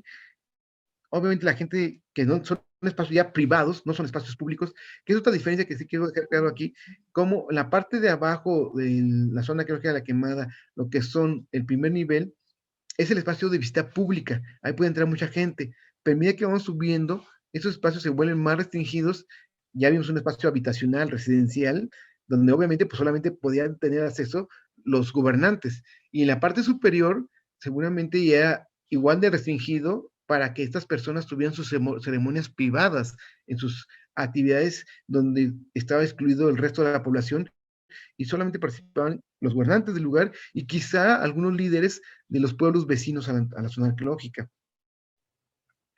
Después vamos a ver esa pirámide escalonada que hemos platicado, que vean que desde el siglo XIX así estaba, ¿sí? Así aparece. Y luego vamos a ver otra vez estas gradas que estamos señalando de arriba, ¿sí? La pirámide escalonada, aquí llama la atención esta presencia doble escalones, vean este escalón en la parte sur del edificio y en la parte norte otra escalinata, ¿sí? No las tenemos nosotros registrados hoy en día, si ustedes que recuerdan la Quemada, actualmente aquí no se ve esta escalinata. Luego tenemos estos muros que estábamos hablando, que viene, aquí lo pone de manera simétrica, que cerraban, limitaban el espacio hacia el exterior, perdón, hacia la parte trasera del edificio. Un gran salón, que es el que tenemos esta parte, hacia la región oriente de la plaza. Una gran escalinata que comunica este sector de la ciudadela, perdón, de la Plaza de Sacrificios, porque un día entramos por aquí, caminando, pero si se fijan, aquí hay muros, o sea, originalmente no se accedía por aquí, ¿sí? Originalmente la entrada era por esta gran escalinata, ¿sí?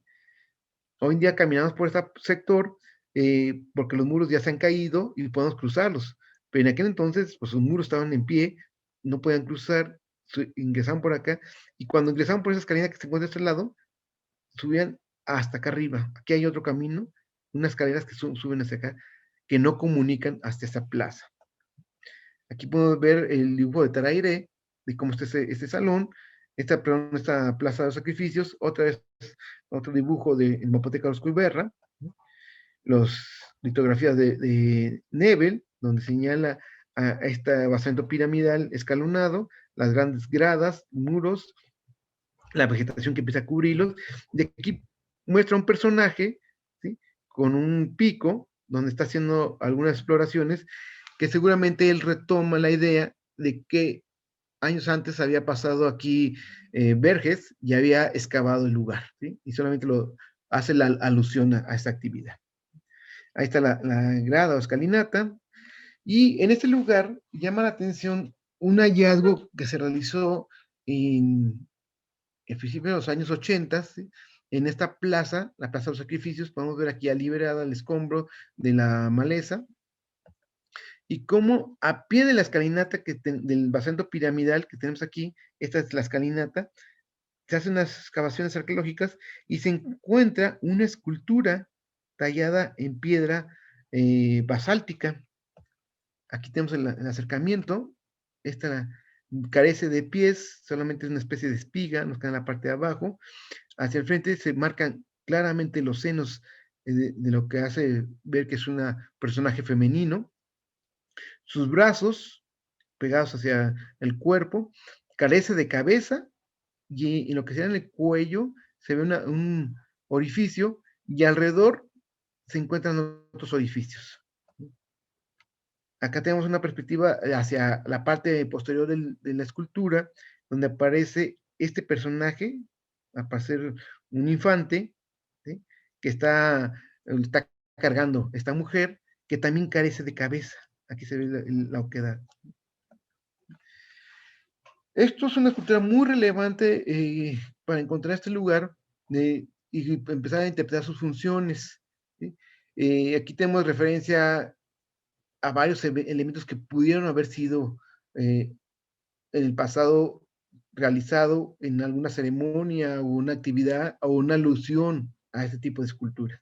Es decir, lo que tenemos aquí, primero estamos hablando de unos senos flácidos, lo cual señala dos aspectos, o que el personaje femenino es una mujer ya mayor de edad, que ha estado amamantando durante mucho tiempo, o es precisamente una mujer joven que ha amamantado a su bebé, ¿sí? Que es lo que tenemos aquí. Y bueno, tenemos a este bebé o este infante en la espalda, ¿sí? Ambos carentes de cráneo, y en esos orificios que estamos marcando ahí, pues hace también pensar que aquí se colocaba una estaca, ¿sí? Había una especie de ceremonia donde seguramente eran decapitados los personajes y se colocaba aquí sus cráneos. Esto seguimos trabajando con manera hipotética a qué tipo de festividad se realizaban. Lo que sí nos llamó la atención en un análisis que hicimos sobre la roca es que sí quedan restos de sangre en estas áreas. ¿Sí? Queremos hacer otro tipo de análisis para corroborar nuestras hipótesis sobre cómo era la forma de usar esas esculturas. Dejamos el tercer nivel, nos vamos hasta la parte norte de la zona arqueológica, a lo que es la ciudadela. En esta región, aquí vamos a ver una imagen general. Este gran muro, muralla interna que nos limita, dejamos la ciudadela, perdón, la plaza de sacrificios y los demás elementos de este otro lado. Aquí entramos, hay una gran calzada o camino empedrado que camina desde aquí hasta llegar a la plaza. En la plaza vamos a encontrar el altar, la santa piramidal, un gran salón y se cierra, ¿sí? Para después dar una gran escalinata que va hacia la gran muralla. Ahí está la ciudadela, como estamos viendo, la gran muralla, ¿sí?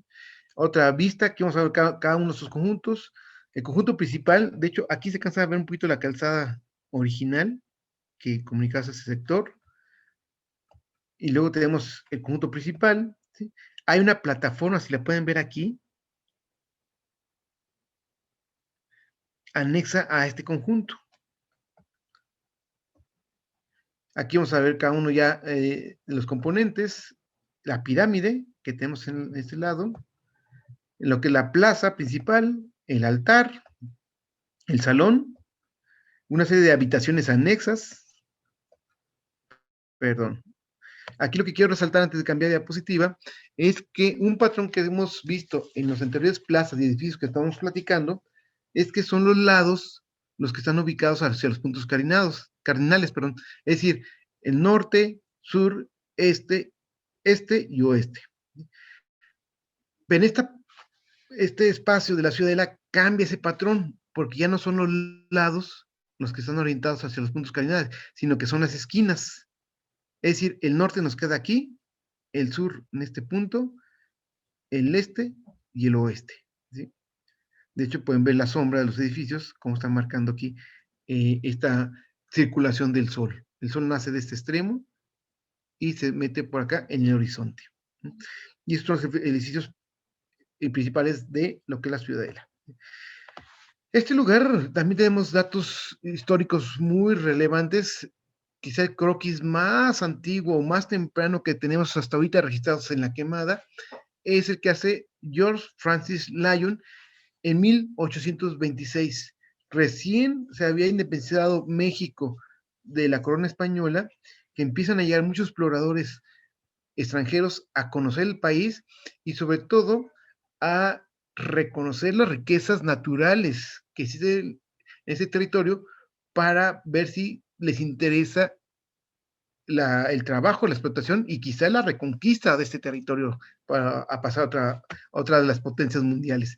Inglaterra no se queda atrás, manda a George Francis Lyon a explorar el país y él viene a la quemada y nos elabora este primer croquis de lo que sería la ciudadela, ¿sí? 1826, básicamente.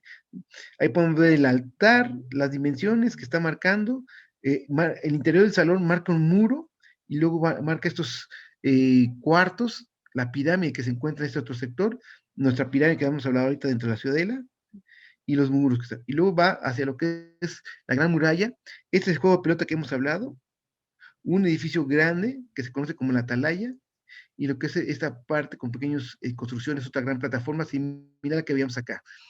Él hace, perdón, años más tarde llega Carl Verges, hace estos dibujos, vean el basento piramidal una vez más en su forma de un solo cuerpo, ¿sí? Con su escalinata totalmente inclinada.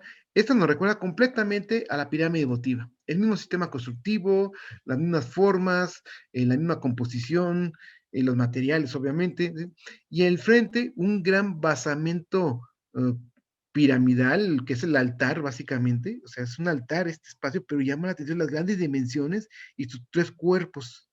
Aquí lo podemos ver. Y cómo marca una vez más sus escalinatas hacia los puntos de los muros. ¿Sí? Aquí podemos ver el basamento piramidal, su escalinata principal, las otras escaleras que comunican hacia la plaza, el gran salón, aquí no aparece el muro que señalaba el Lion, y las tres habitaciones que están aquí, y una serie de terrazas. Aquí estamos viendo estos edificios, ahí pueden ver lo que es el basamento piramidal, el altar, y nos vamos a lo que es este dibujo para marcar lo que es la ciudadela, ese sector norte, desde lo que es esta plaza que está aquí, cómo ingresa, aquí hay una especie de división, una entrada, ¿sí? Marcada por unos muros muy grandes, y luego viene este pequeño muro que delimita el espacio arquitectónico de la ciudadela.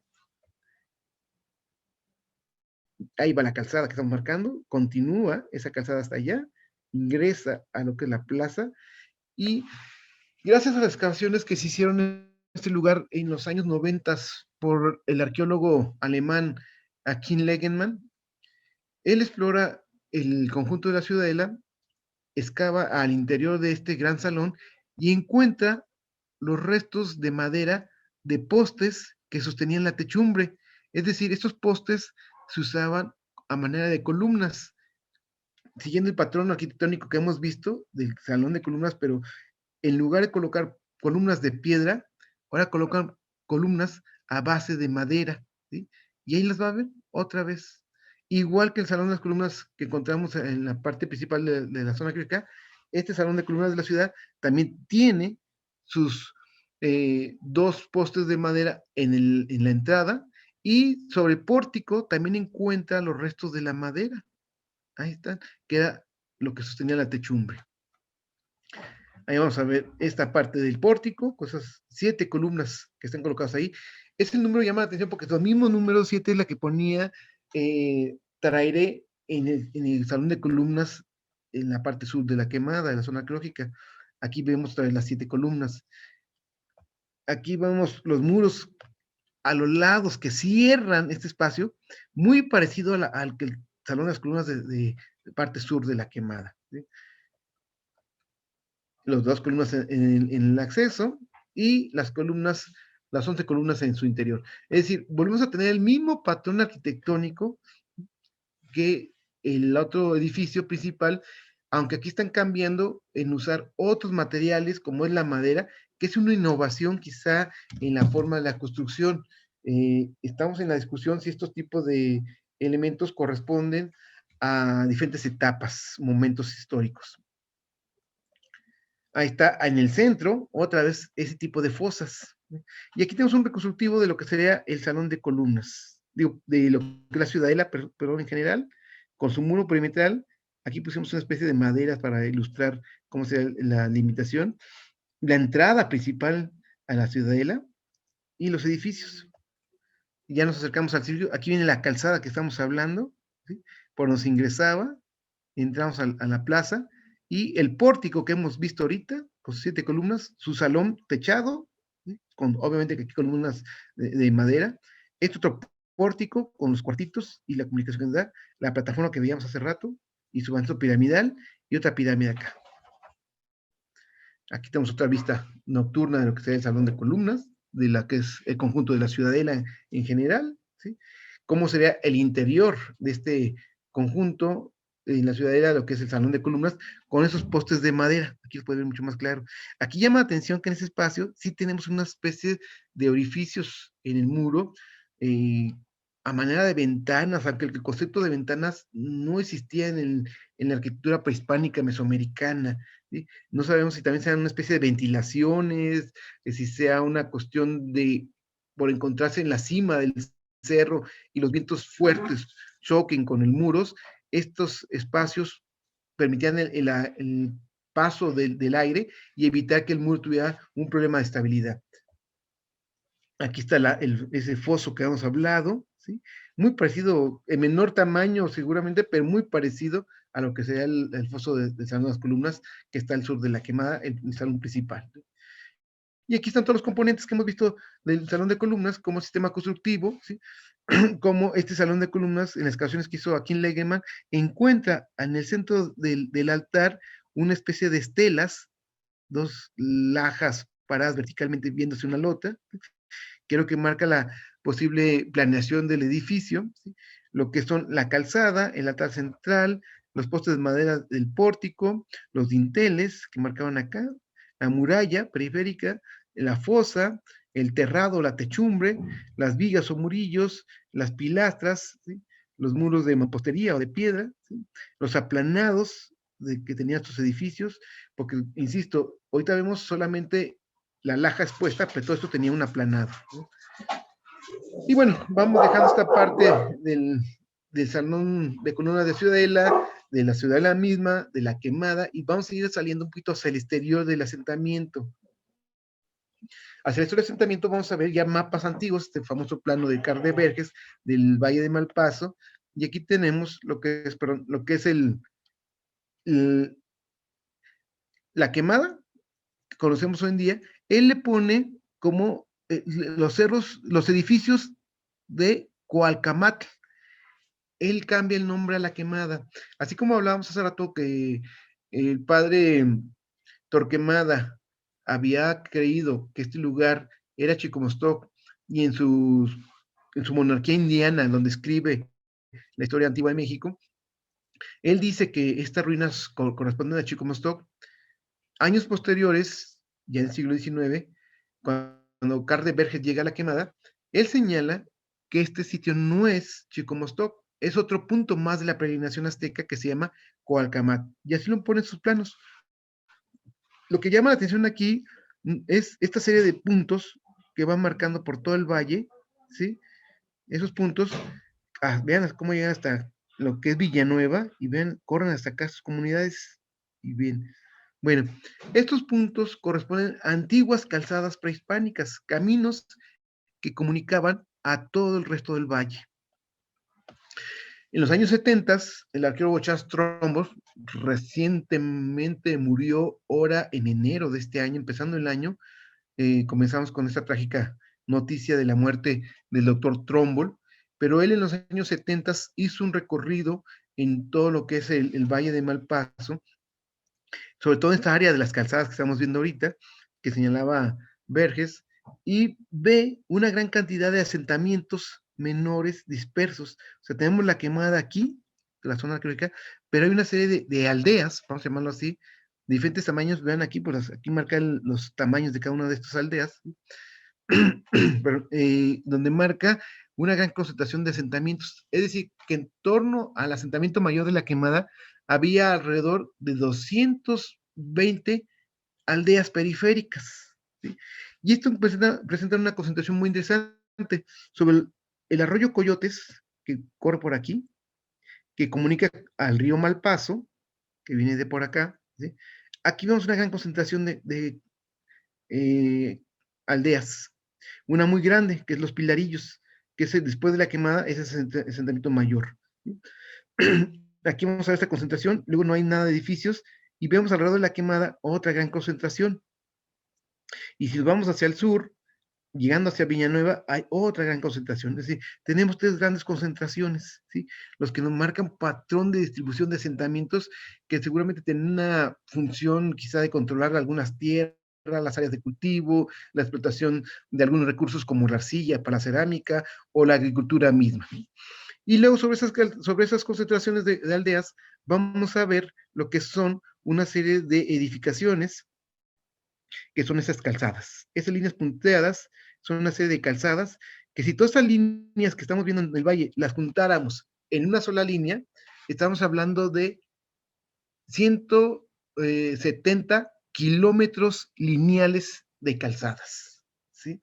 Es decir, tenemos una extensión gigantesca de caminos prehispánicos, lo cual nos habla la importancia de comunicación que tenía la Quemada con todas las aldeas periféricas, ¿sí? Seguramente para controlar los productos, la agricultura, el comercio, seguramente para hacer procesiones religiosas. Pensamos que, bueno, la Quemada es un centro importante con grandes pirámides, donde están los dioses tutelares, pues tienen que haber visitado este lugar. Entonces, esto nos habla de una gran infraestructura y un gran control del poder que tenía la Quemada con todas sus aldeas y la capacidad de construir en esta región. Los arquitectos, ingenieros que planeaban, que edificaban, que buscaban la materia prima, porque hay que pensar, pues, dónde sacaban las lajas, la tierra, persona que se requería, cuántas personas se requerían para construir esos caminos, para construir la misma ciudad, las aldeas, ¿sí? Entonces, vean el gran poder que tenía este asentamiento. Y aquí dejo una muestra de lo que serían esos caminos empedrados. Vean, aquí lo que nos queda hoy en día, que uno puede caminar por cerca de la Quemada y vamos a encontrar esos caminos. Ahí estoy marcando un poquito cómo va. Ahí viene el otro. Vamos a ver este otro, aquí se ve claramente. Ahí viene otro camino, ¿sí? Y aquí se ve al fondo lo que sería un montículo hacia llegar a esa parte, ¿sí? Lo que es un edificio principal cerca de la pirámide que hablábamos, donde convergen todas las calzadas para entrar a la gran ciudad prehispánica. Este es el basamento pirámide que en todos los planos históricos que estuvimos revisando, pues aparece constantemente. Cuando ustedes llegan a la Quemada, cerca donde está la taquilla, donde uno paga su acceso, ahí hacia el costado sur se encuentra este basamento piramidal, que es pues, donde convergen todas las calzadas. Seguramente es un edificio importante, porque se marca la entrada a la antigua ciudad. Y eso es lo que vamos a ver hoy en día, lo que es el asentamiento de la Quemada. Vamos a ver ahí la serie de calzadas que convergen a la ciudad. Vean, esta primera que muestro, esta es la que estamos viendo en las fotografías, pero aquí vienen otras calzadas que están marcando. Esta es una foto, bueno, un plano digital que hicimos con nuevas tecnologías para ver el territorio, usando drones, usando fotografía aérea, y nos permite rescatar estas líneas de lo que son los antiguos caminos. Esta es la calzada principal que ingresa a la zona arqueológica, ¿no? Le vamos a ver las calzadas menores hacia lo que es el sitio, la Quemada, y nos va a comunicar al interior del valle, y nos va a llevar hasta lo que es esta otra área, conoce como popularmente como el cerro, perdón, en la pirámide de la Luna. Acá está la pirámide del Saus, acá hay otra serie de pirámides, pero aquí sí es muy claramente una calzada que desciende, comunica y sube hasta llegar a la ciudad principal. Y esto sería un acercamiento a lo que es el antiguo asentamiento prehispánico de la Quemada. Espero, si tienen alguna pregunta, inquietud, poderse resolver. Muchas gracias. Muchísimas gracias, Carlos. Excelente y muy interesante, la verdad. La, la plática, la charla, muy, muy a fondo. Ya estamos ubicando lo que es el sitio de la Quemada. La verdad es una perspectiva nueva, totalmente nueva y muy, muy abundante de cómo se desenvolvían los espacios arquitectónicos y la población misma también, ¿no? Y también esto que nos estás mostrando, pues que era mucho más amplio, ¿no? Que esa zona arqueológica actual que se visita, es un mundo, ¿no? Un mundo enorme de influencia de la cultura que allí habitaba. Y pues bueno, yo les doy paso a los alumnos. Si tienen alguna duda o pregunta, chicos, pregúntenle, aprovechen. Tienes cualquier inquietud y para platicárselas. Adelante, chicos. ¿Alguien tiene alguna duda o pregunta? Yo, pero más que algo antiguo sería como algo de la actualidad. ¿Qué tan difícil es preservar estos sitios arqueológicos? O sea, ya nos explicó su historia y la importancia que tiene, pero actualmente, ¿qué tan difícil es mantenerlos en buenas condiciones? Ya mencionó que quizá hay piezas que quizás se saquearon, obviamente va a haber gente que no le ve la misma importancia. ¿Qué medidas ustedes toman como para prevenir eso? Eso, que la gente lo destruya bueno, sí, cómo lo mantienen en buenas condiciones. Mira, es muy difícil la conservación de estos edificios, por varias razones. El primero que ya ustedes estuvimos viendo en la presentación es el elemento natural. La ciudad en su momento de apogeo pues tuvo su gran cuidado, mantenimiento por parte de un grupo, desde que los construyó, planeó esos edificios para hacer frente a las lluvias, al viento. Hablábamos de estos muros que tienen perforaciones para poder pasar el viento, o estas columnas para sostener las techumbres. Muchos espacios pues, tenían sus techumbres. ¿Sí? Vemos los patios que están acondicionados para desaguar el agua pluvial que llegaba ahí y no se inundara. Pasa el tiempo, se abandona la ciudad y todo esto lo empezamos a perder. Ya no hay gente que lo esté dando mantenimiento, cuidado, se abandona la ciudad y empieza un proceso natural de destrucción. Obviamente, pues empiezan a acumularse la tierra, el agua, el viento, genera problemas de estabilidad de los edificios, se empiezan a caer, se empiezan a sepultar los edificios y el fenómeno natural pega fuertemente. No solamente los factores que estamos hablando de lluvia, temperaturas, clima, pues, viento, sino también los animales. Los animales entran, hacen nidos, generan, tenemos un gran problema en la actualidad con los ardillas, los tachelotes, porque se meten entre las lajas y hacen sus casas, ¿no? Se meten abajo de las plataformas y hacen sus casas, pero tampoco los podemos correr, o sea, es la naturaleza misma, tenemos que ver cómo nos integramos con sus elementos. Pero esos animalitos, pues, desde que se abandonó la ciudad hasta hoy en día, siguen siendo un factor de erosión al sitio. Otro elemento importante de erosión es el ser humano. El ser humano ingresó al lugar y en un primer momento, como señalaba, empezaron a ver pues, una gran cantidad de piedra ya acumulada en ciertos puntos, pues por los derrumbes, la laja, pues se convirtió en un banco de materia prima para la construcción de las haciendas. Entonces, por un principio básico humano de mayor beneficio y menor esfuerzo, pues era fácil llegar a recoger piedras aquí y llevártelas a donde ibas a hacer la obra, que ir al cerro a cortar piedra y bajarla, ¿no? Pues entonces aquí ya está la piedra cortadita y amontonada, pues se la empezaron a llevar, ¿sí? Y empezaron a construir, por lo que veíamos ahí, las cercas, empezaron a construir las haciendas, muchas cosas. Entonces hubo un saqueo histórico ahí en las lajas. Y después, obviamente, pues empezó a llegar gente a visitar el lugar y pues empezaron a excavar, llevarse piezas y generar problemas estructurales en los edificios, ¿no? Entonces, todo eso, finalmente llegamos al siglo XX, llegamos ahora como arqueólogos querer rescatar el edificio y sobre todo pues abrirlo al público para que la gente lo conozca, lo pueda visitar, pero pues hay que tenerlos en pie. Yo recuerdo mucho una vez una crítica de una persona que nos hizo eh, que porque las ruinas de la quemadas, bueno, la zona arqueológica de la quemada estaba en ruinas. Digo, perdón, son ruinas. O sea, no olvidemos que es una ciudad ya abandonada, ¿no? Son ruinas. Y esas ruinas hay que darle mantenimiento y hay que darle estabilidad, evitar que se sigan destruyendo. Y es un gran reto, por ejemplo, el salón de columnas, ¿cómo lo conservo? Porque ya perdí el techo. O sea, se construyó originalmente con un techo para que no entrara el agua, ahorita ya no hay ese techo, el agua está entrando y el agua me está generando problemas de destrucción de los pisos originales, me está generando problemas de escurrimientos, de llevar entonces sobre los muros. Entonces, hoy día tenemos todo un proyecto de mantenimiento en la zona arqueológica donde trabajamos arqueólogos, restauradores, arquitectos restauradores, ingenieros estructuralistas, ¿sí? Para tratar de entender cómo construyeron esos edificios y qué materiales hay que colocarlos. En el transcurso de la historia de la restauración de la quemada, cuando ustedes visiten la zona creo que y pongan atención, vean cómo hay etapas donde se restauró la quemada con cemento. Fueron traer, pues era lo más fácil comprar cemento, arena y pegamos como una obra hoy en día.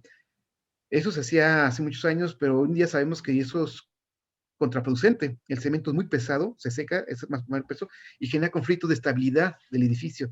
Son materiales no compatibles con los que tenemos hoy en día, ¿sí? Entonces genera un problema estructural. Entonces ahora en esos factores humanos, pues un factor, así como fueron los que saquearon, pues también el arqueólogo se convirtió en un factor de incidencia en el sitio porque metió materiales que no eran correctos, ¿no? Después hubo una convención internacional donde se establecieron los leyes y principios de la restauración en edificios históricos y arquitectónicos, prehispánicos. Hay grandes convenciones, la famosa Carta de Venecia, en fin, hay muchos acuerdos internacionales. Desde entonces ya no se usan esos materiales, ahora buscamos materiales afines para la restauración y restauramos hoy en día con las mismas técnicas construidas prehispánicas: arena, tierra, pasto, agua y nada más, ¿sí? Sí metemos algunos elementos nuevos como son la cal, pero la cal tradicional, no la calidra, sino la cal apagada, que es como se construían los edificios del periodo virreinal, pero que nos permite ser más afines a la protección de estos elementos prehispánicos, no genera tanto peso y los protege, ¿no? Entonces hemos ido trabajando muchos en cuestiones de restauración, que es un gran reto que tenemos en nosotros en mantenerlo, y se ha trabajado. Creo es una gran inversión que tenemos por parte del Instituto de Antropología, es en la conservación pues no solamente la quemada, estamos hablando de aproximadamente 194 zonas arqueológicas abiertas al público en todo el país, con estas características, ¿no? Entonces es un gran reto, porque no es el mismo clima el que tenemos en Yucatán que el que tenemos aquí en Zacatecas. Tenemos otros factores naturales, por ejemplo, hace un par de años tuvimos un gran incendio en torno a la zona arqueológica. Se nos quemaron aproximadamente 82 hectáreas, y de esas 82 hectáreas, pues gran parte del centro nuclear de la quemada se nos quemó. Afortunadamente, porque tenemos un programa de mantenimiento constante y cortamos pasto, no hubo un incendio fuerte en el área de monumentos. El incendio se concentró más en la parte periférica. Ahorita, como decía su maestro, efectivamente, lo que vemos en la quemada es el primer cuadro de la ciudad. Es decir, están viendo ustedes el primer cuadro de la ciudad de Zacatecas, donde está Catedral, donde está Palacio de Gobierno, y es lo que caminamos en la quemada. La parte habitacional está más allá, ¿sí? Lo que veamos esas calzadas, pues alrededor hay más aldeas pequeñas, que era la parte habitacional, ¿sí? Bueno, algunas de esas sí tuvimos algunas afectaciones menores, ¿sí? Afortunadamente fueron leves, y hoy estamos en un plan de resarcimiento de daños. Contamos con un seguro de zonas arqueológicas para cualquier tipo de desastre natural. Digo, aquí tenemos problemas de incendios, pero por ejemplo, Monte Albán tiene problemas de terremotos en Oaxaca, ¿no? La zona sureste, en Tulum, en Yucatán, Chichén Itzá tienen problemas de huracanes, ¿no? Entonces, esos factores que hay que pensar nosotros hoy en día, cómo los conservamos y cómo los restauramos, pero piensen en el pasado, que es el ejercicio que nosotros hacemos, cómo esos constructores sorteaban todos estos problemas, que también los tuvieron también problemas de huracanes, de temblores, de incendios, y que tenían que haber planeado, ¿no? Entonces, ese trabajo que hacemos multidisciplinario nos permite entender el pasado y seguir conservando estos edificios para un futuro que sí nos cuesta mucho trabajo. No sé si tengan otra pregunta. Sí, si los compañeros, chicos, ¿tienen más dudas, preguntitas?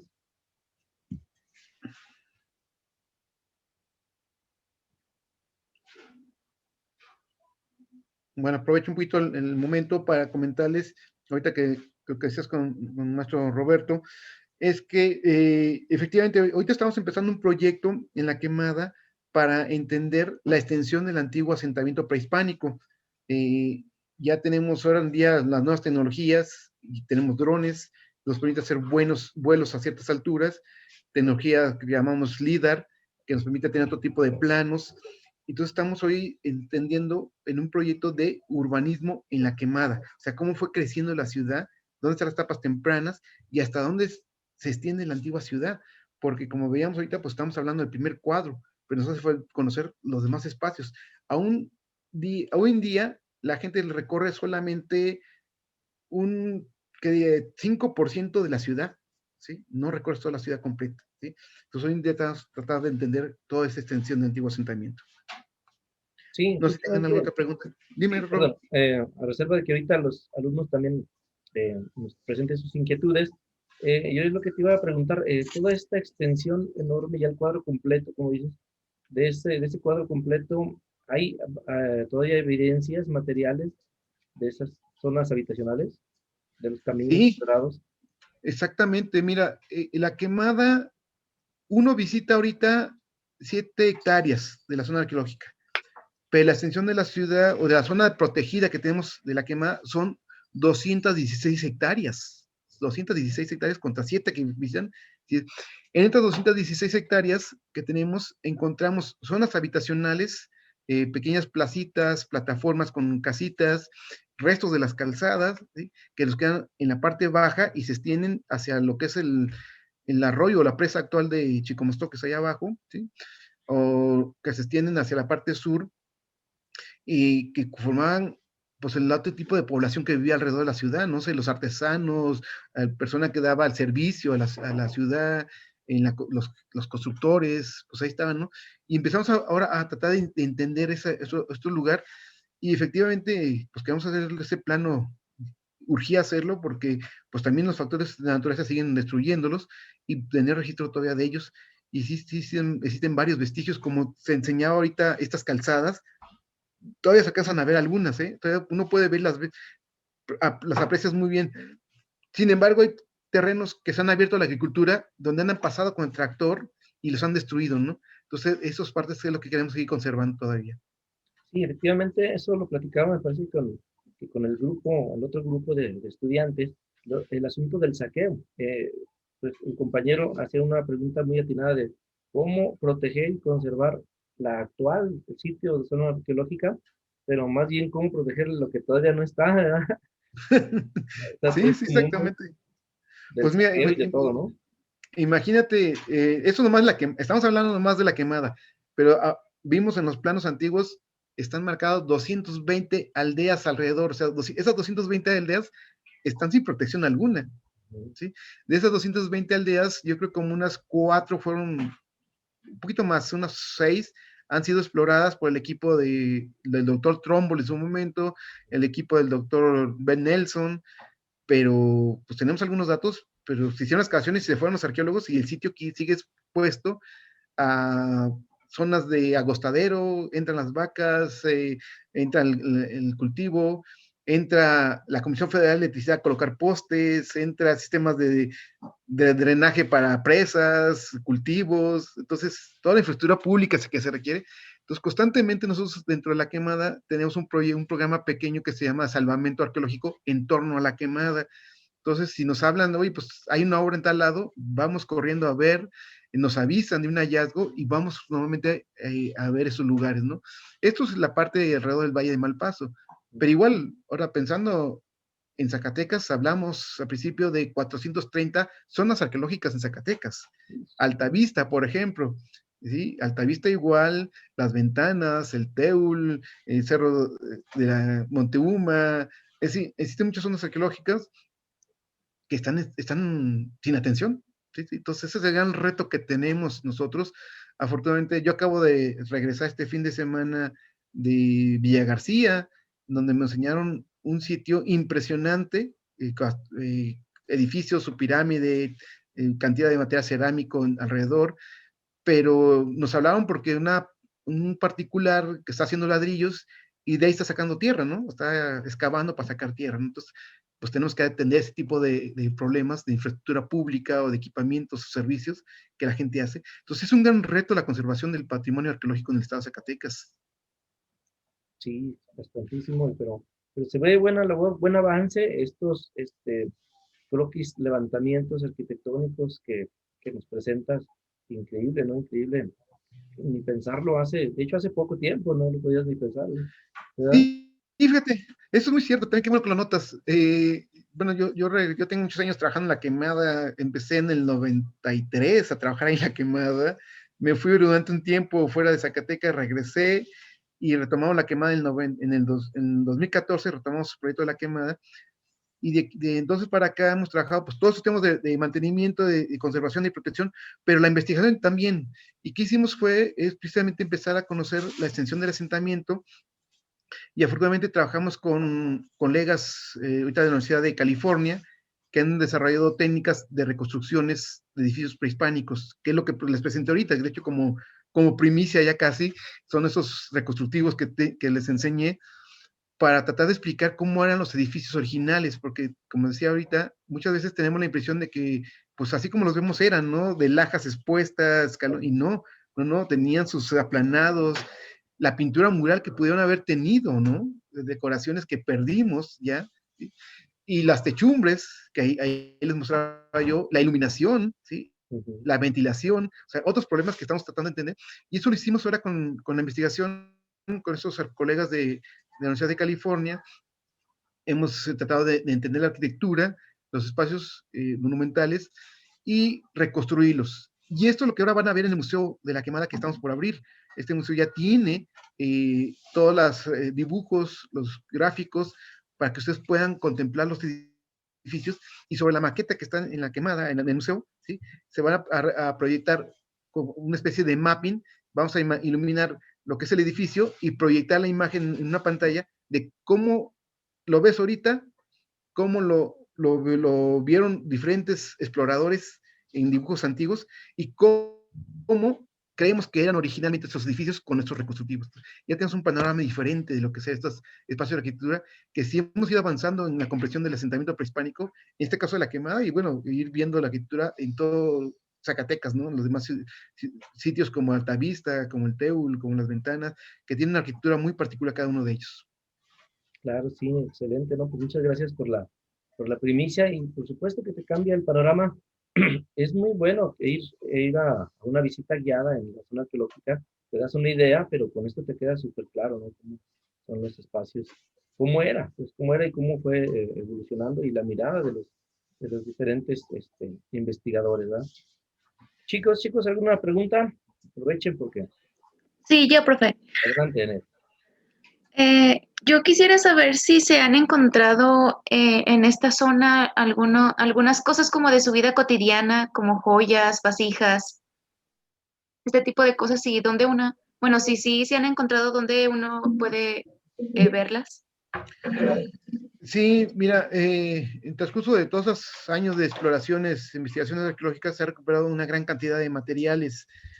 Hay piezas, sobre todo cerámicas, de diferentes tipos, cerámica, como tú dices, de la vida cotidiana, que forman parte para preparar sus alimentos, ollas, cacerolas, platos. Esas cerámicas son muy sencillas, le llamamos, no tienen una decoración tan acabada, ¿sí? Son muy utilitarias, pues, básicamente. En medida que vamos avanzando en el tipo de complejización social, hay grupos de élite que usan materiales mucho más elaborados, cerámicas con decoraciones muy diferentes, y después tenemos a esas cerámicas que se usan para las ceremonias, para las ofrendas, ya muy decoradas, que ya tienen una iconografía, que hablan sobre dioses, sobre actividades religiosas, sobre astronomía prehispánica, ¿sí? Que hemos ido recuperando poco a poco diferentes espacios arquitectónicos. Hablábamos poco, por ejemplo, la Ciudadela, ahí se recuperó en una pirámide, la pirámide que está ahí en la parte de la Ciudadela, una ofrenda, que es muy interesante esta ofrenda, porque el arqueólogo Akin Legeman, que exploró ahí, libera al interior de la pirámide, hace la excavación, se encuentra 4 copas y una olla, ¿sí? En medio, ¿sí? 4 copas puestas como los 4 puntos cardinales, y la olla en medio. Eso le llama mucha atención porque las copas presentan una decoración muy elaborada en técnicas prehispánicas muy suntuosas. Y la olla al centro, pues sí llamaba mucha atención, como marcar el centro del universo. Sigue bajando la excavación y encuentra un entierro de un personaje. Este personaje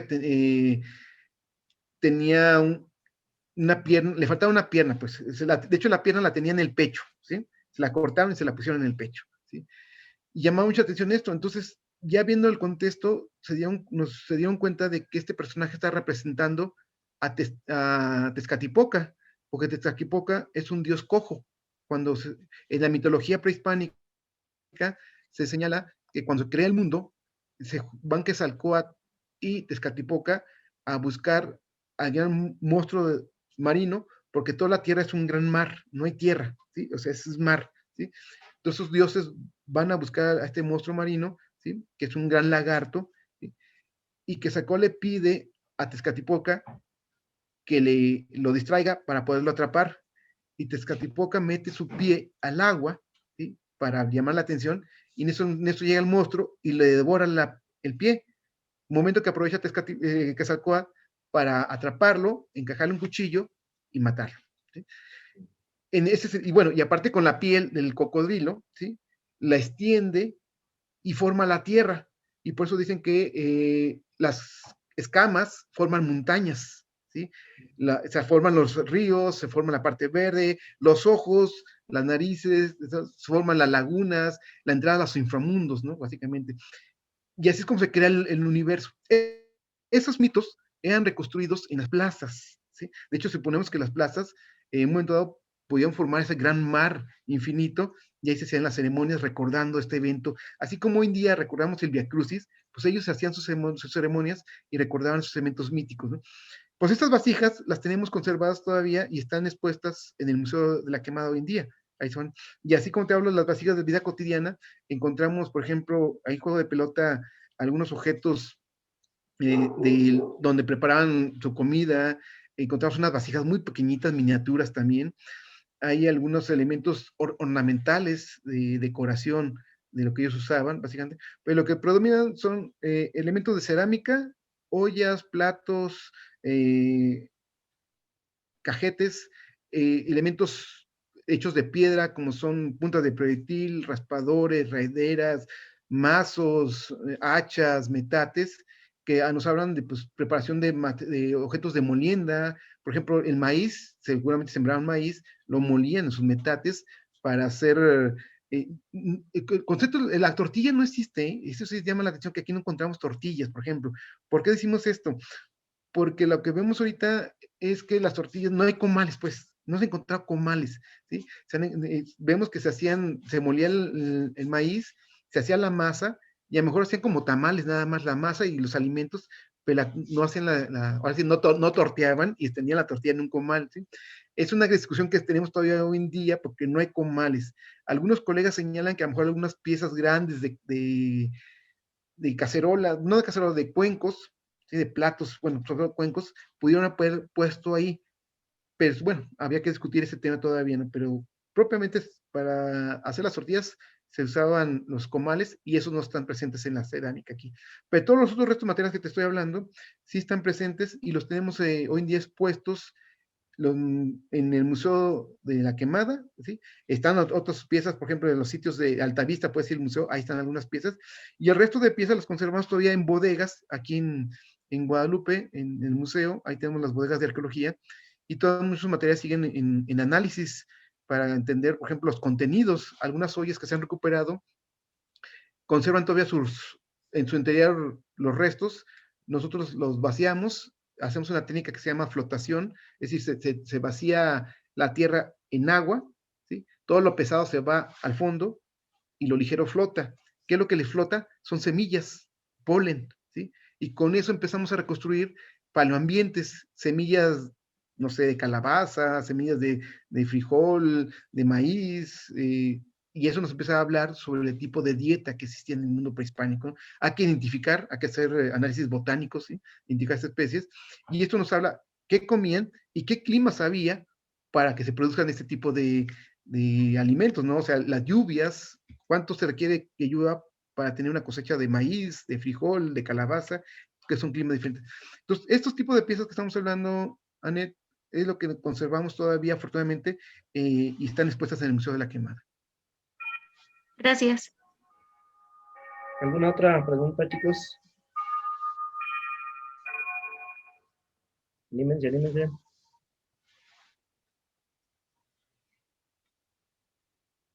Quedó todo clarito, clarito, como el agua.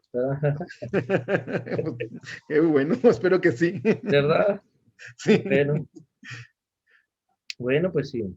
Si no hay alguna otra intervención o pregunta, duda, agradecemos nuevamente la participación del maestro Carlos Torreblanca, y sin duda que, por supuesto que yo pienso que sí les van a quedar ganas de regresar ya cuando estén a las puertas de la zona arqueológica, y con una mirada muy diferente, muy diferente. Yo, por ejemplo, tengo rato que no voy allá a la zona arqueológica de la Quemada, he ido varias veces, afortunadamente, y cada vez que voy es una nueva interpretación. Por ejemplo, me tocó ir a la Noche de Estrellas, ¿no? Lluvia de Estrellas, Sí, ¿no? ajá. Muy interesante, una experiencia única también en la noche. Genial, ¿no? Entonces, ahora con esta mirada que nos das de interpretación y visión de los diferentes investigadores y de esta tecnología, no, hombre, pues un panorama muy, muy amplio también. Con esto también, pues sabemos que no todas las culturas eran iguales, pero sí tenían estas similitudes. Entonces, como decía, ¿no? En el Teul, en Alta Vista, en las ventanas, eh, eh, al menos los espacios arqueológicos, digo, arquitectónicos, perdón, ¿verdad? O los mismos espacios, como bien dice, juego de pelota, ciudadela, todo esto, se da también en aquellos espacios. Es una representación, pues, de lo que sucedía en todo el estado de Zacatecas y, bueno, en una región más amplia todavía, ¿no? Esto de las calzadas, estas influencias que se daban, estas vinculaciones comerciales. Entonces, imagínense esto en Zacatecas prehispánico. Entonces, es un gran ejemplo que nos está dando aquí el maestro Carlos Torreblanca y pues le agradecemos nuevamente su participación. No, muchas gracias, Robert. Un gusto estar con ustedes y cualquier duda, pues ya estaremos ahí en la quemada próximamente que se abra al sitio. Esperamos y puedan disfrutar ahora sí con un nuevo museo y esta visión diferente de la quemada. Efectivamente, y bueno, yo cierro con una pregunta muy importante para Carlos Torreblanca. ¿Cuáles son las áreas de oportunidad para trabajar en la quemada? ¿Qué viene? Porque hay muchísimo que trabajar, ya vimos, ¿no? Tanto por amplitud de la zona arqueológica como de recursos que a veces no hay tantos ni personal. Pero, ¿qué es lo que están trabajando actualmente? ¿Es esto del mar? Fíjate, tenemos dos líneas bueno, tres líneas muy claras en la quemada ahorita de trabajo. La primera que señalamos ahorita es básicamente la cuestión de la restauración y conservación de la zona arqueológica, ¿sí? Pero no vista nada más como conservación del edificio, sino el entendimiento de la arquitectura de los espacios, ¿sí? Para poder restaurar, ¿no? O sea, una investigación sobre la arquitectura y urbanismo de la ciudad y después la restauración. Después tenemos la visión que hablamos ahorita del urbanismo general, del asentamiento, cómo está haciéndose y usar nuevas tecnologías para la interpretación del sitio. Y otra línea está en torno a la historiografía de la quemada, ¿sí? Es decir, hemos trabajado, de hecho estamos acabando de preparar un libro sobre la historiografía de la quemada, pero no solamente señalar tal año estuvo fulanito y sutanito, no, sino cómo son las visiones de cada uno de ellos. Por ejemplo, no sé, por hablarles, Batres, que llega a principios del siglo XX a la quemada, y él describe la ciudad como pues, decadente, ¿no? Una ciudad mala, mal hecha, porque él viene con una visión, él se preparó en Europa, él enseñaba la arquitectura griega, romana, entonces cuando ve las columnas de la quemada, le dice, pues esas columnas están muy feas porque no tienen capitel, no tienen avances, no tienen acabados corintios, entonces, él venía a la visión europea de que era una columna, ¿no? No quería, no vio la forma prehispánica, ¿no? Pero era su forma de pensar, ¿sí? Y así cada uno de los exploradores van viajando. ¿Por qué Verges le pone Cualcamat a la ciudad, ¿no? Entonces, hemos trabajado en esa parte. Y recientemente un chico hizo una revisión a la fotografía antigua de la quemada, ¿sí? O sea, desde cuando tenemos fotos, ya no planos y croquis, sino fotos. Y encontramos por ahí unas fotos que fueron tomadas en 1892, precisamente para cuando se cumplieron 4 siglos, el cuarto centenario del descubrimiento de América. Vino Leopoldo Batres y aquí estuvo con Ignacio Hierro y este señor Bonilla, José Árbol y Bonilla, ¿sí? Y ellos tenían sus cámaras fotográficas, se dedicaban a la fotografía y se fueron con Batres a la quemada y hacen una gran cantidad de fotos muy buenas. De hecho, es una exposición que tenemos ahí también pendiente en la quemada que vamos a hacer, porque llevaron esas fotos al pabellón en Madrid, donde se iban a exponer todas las antigüedades de México con motivo a la celebración del cuarto centenario, ¿sí? Entonces, estamos recuperando mucha información y bueno, recientemente también hicimos una recuperación de hemerográfica, es decir, los periódicos, desde cuándo están hablando de la quemada, ¿sí? Y cómo se están expresando, porque a lo mejor un libro, una ponencia lo lee poca gente, pero el periódico es más accesible, ¿no? Mucha gente lo puede leer. Y cómo se está interpretando la zona arqueológica de la Quemada por otros medios, ¿no? Y la prensa escrita, ¿no? Y la prensa escrita cómo habla de la Quemada y cómo difunde ese conocimientos, hallazgos, cosas por el estilo, ¿no? Entonces serían como las líneas que hemos trabajado en la Quemada recientemente. Genial, ¿no? Pues gran trabajo, mucho por hacer, pero qué bueno que haya trabajo, qué bueno, y que se Eso esté sí. avanzando, sobre todo que se esté avanzando, que se vean ya resultados, también para que los chicos vean que esto es muy gradual, o sea, es un proceso que lleva tiempo, no es desde que ya en un año, dos, tenemos, es al pasito esta situación, así se trabaja y hay mucho que por hacer. Pues te agradecemos Fíjate, nuevamente. antes que se me pase, ahorita que decías de esos tiempos, actualmente estamos trabajando con los nuevos fechamientos en la Quemada. Antes usábamos carbono 14, que era lo más común, ¿sí? Hoy en día ya estamos usando arqueomagnetismo, o sea, estudios a partir de las orientaciones magnéticas de los sitios arqueológicos, ¿no? Y eso trabajamos con la Universidad de la UNAM, Campus Morelia, para este tipo de fichamientos, y hemos trabajado, y efectivamente, como tú dices, esto nos está llevando ya 3 años, ya tenemos 2 publicaciones al respecto, pero sí nos ha llevado 3 años en poder tener datos. Exacto. Entonces, así es. También la historia ya sabemos que también es de ese estilo. Entonces, para que tengan una idea, pues, muchísimas gracias, Carlos. Gracias por la plática. Gracias a ustedes. Seguimos en contacto, chicos. Muchas gracias también por estar el día de hoy. Nos vemos el miércoles a las 10:30, ya lo saben. Vamos a ver ya Camino Real. Estás invitado, Carlos, si quieres. Gracias. Camino Real, presidios y la ocupación de la Nueva Vizcaya. Ya tienen las lecturas por equipos, van a hacer su reporte y nos vemos ese día a las 10:30, sí, exactamente, para trabajar ese tema. ¿Ok, chicos? Sí, profe, está Sí, bien. profe. Muy El bien. miércoles. Gracias. Nos Muy vemos, bien. profe. Gracias. Hasta luego, que les vaya bien. Gracias, hasta luego. Nos vemos. Nos vemos.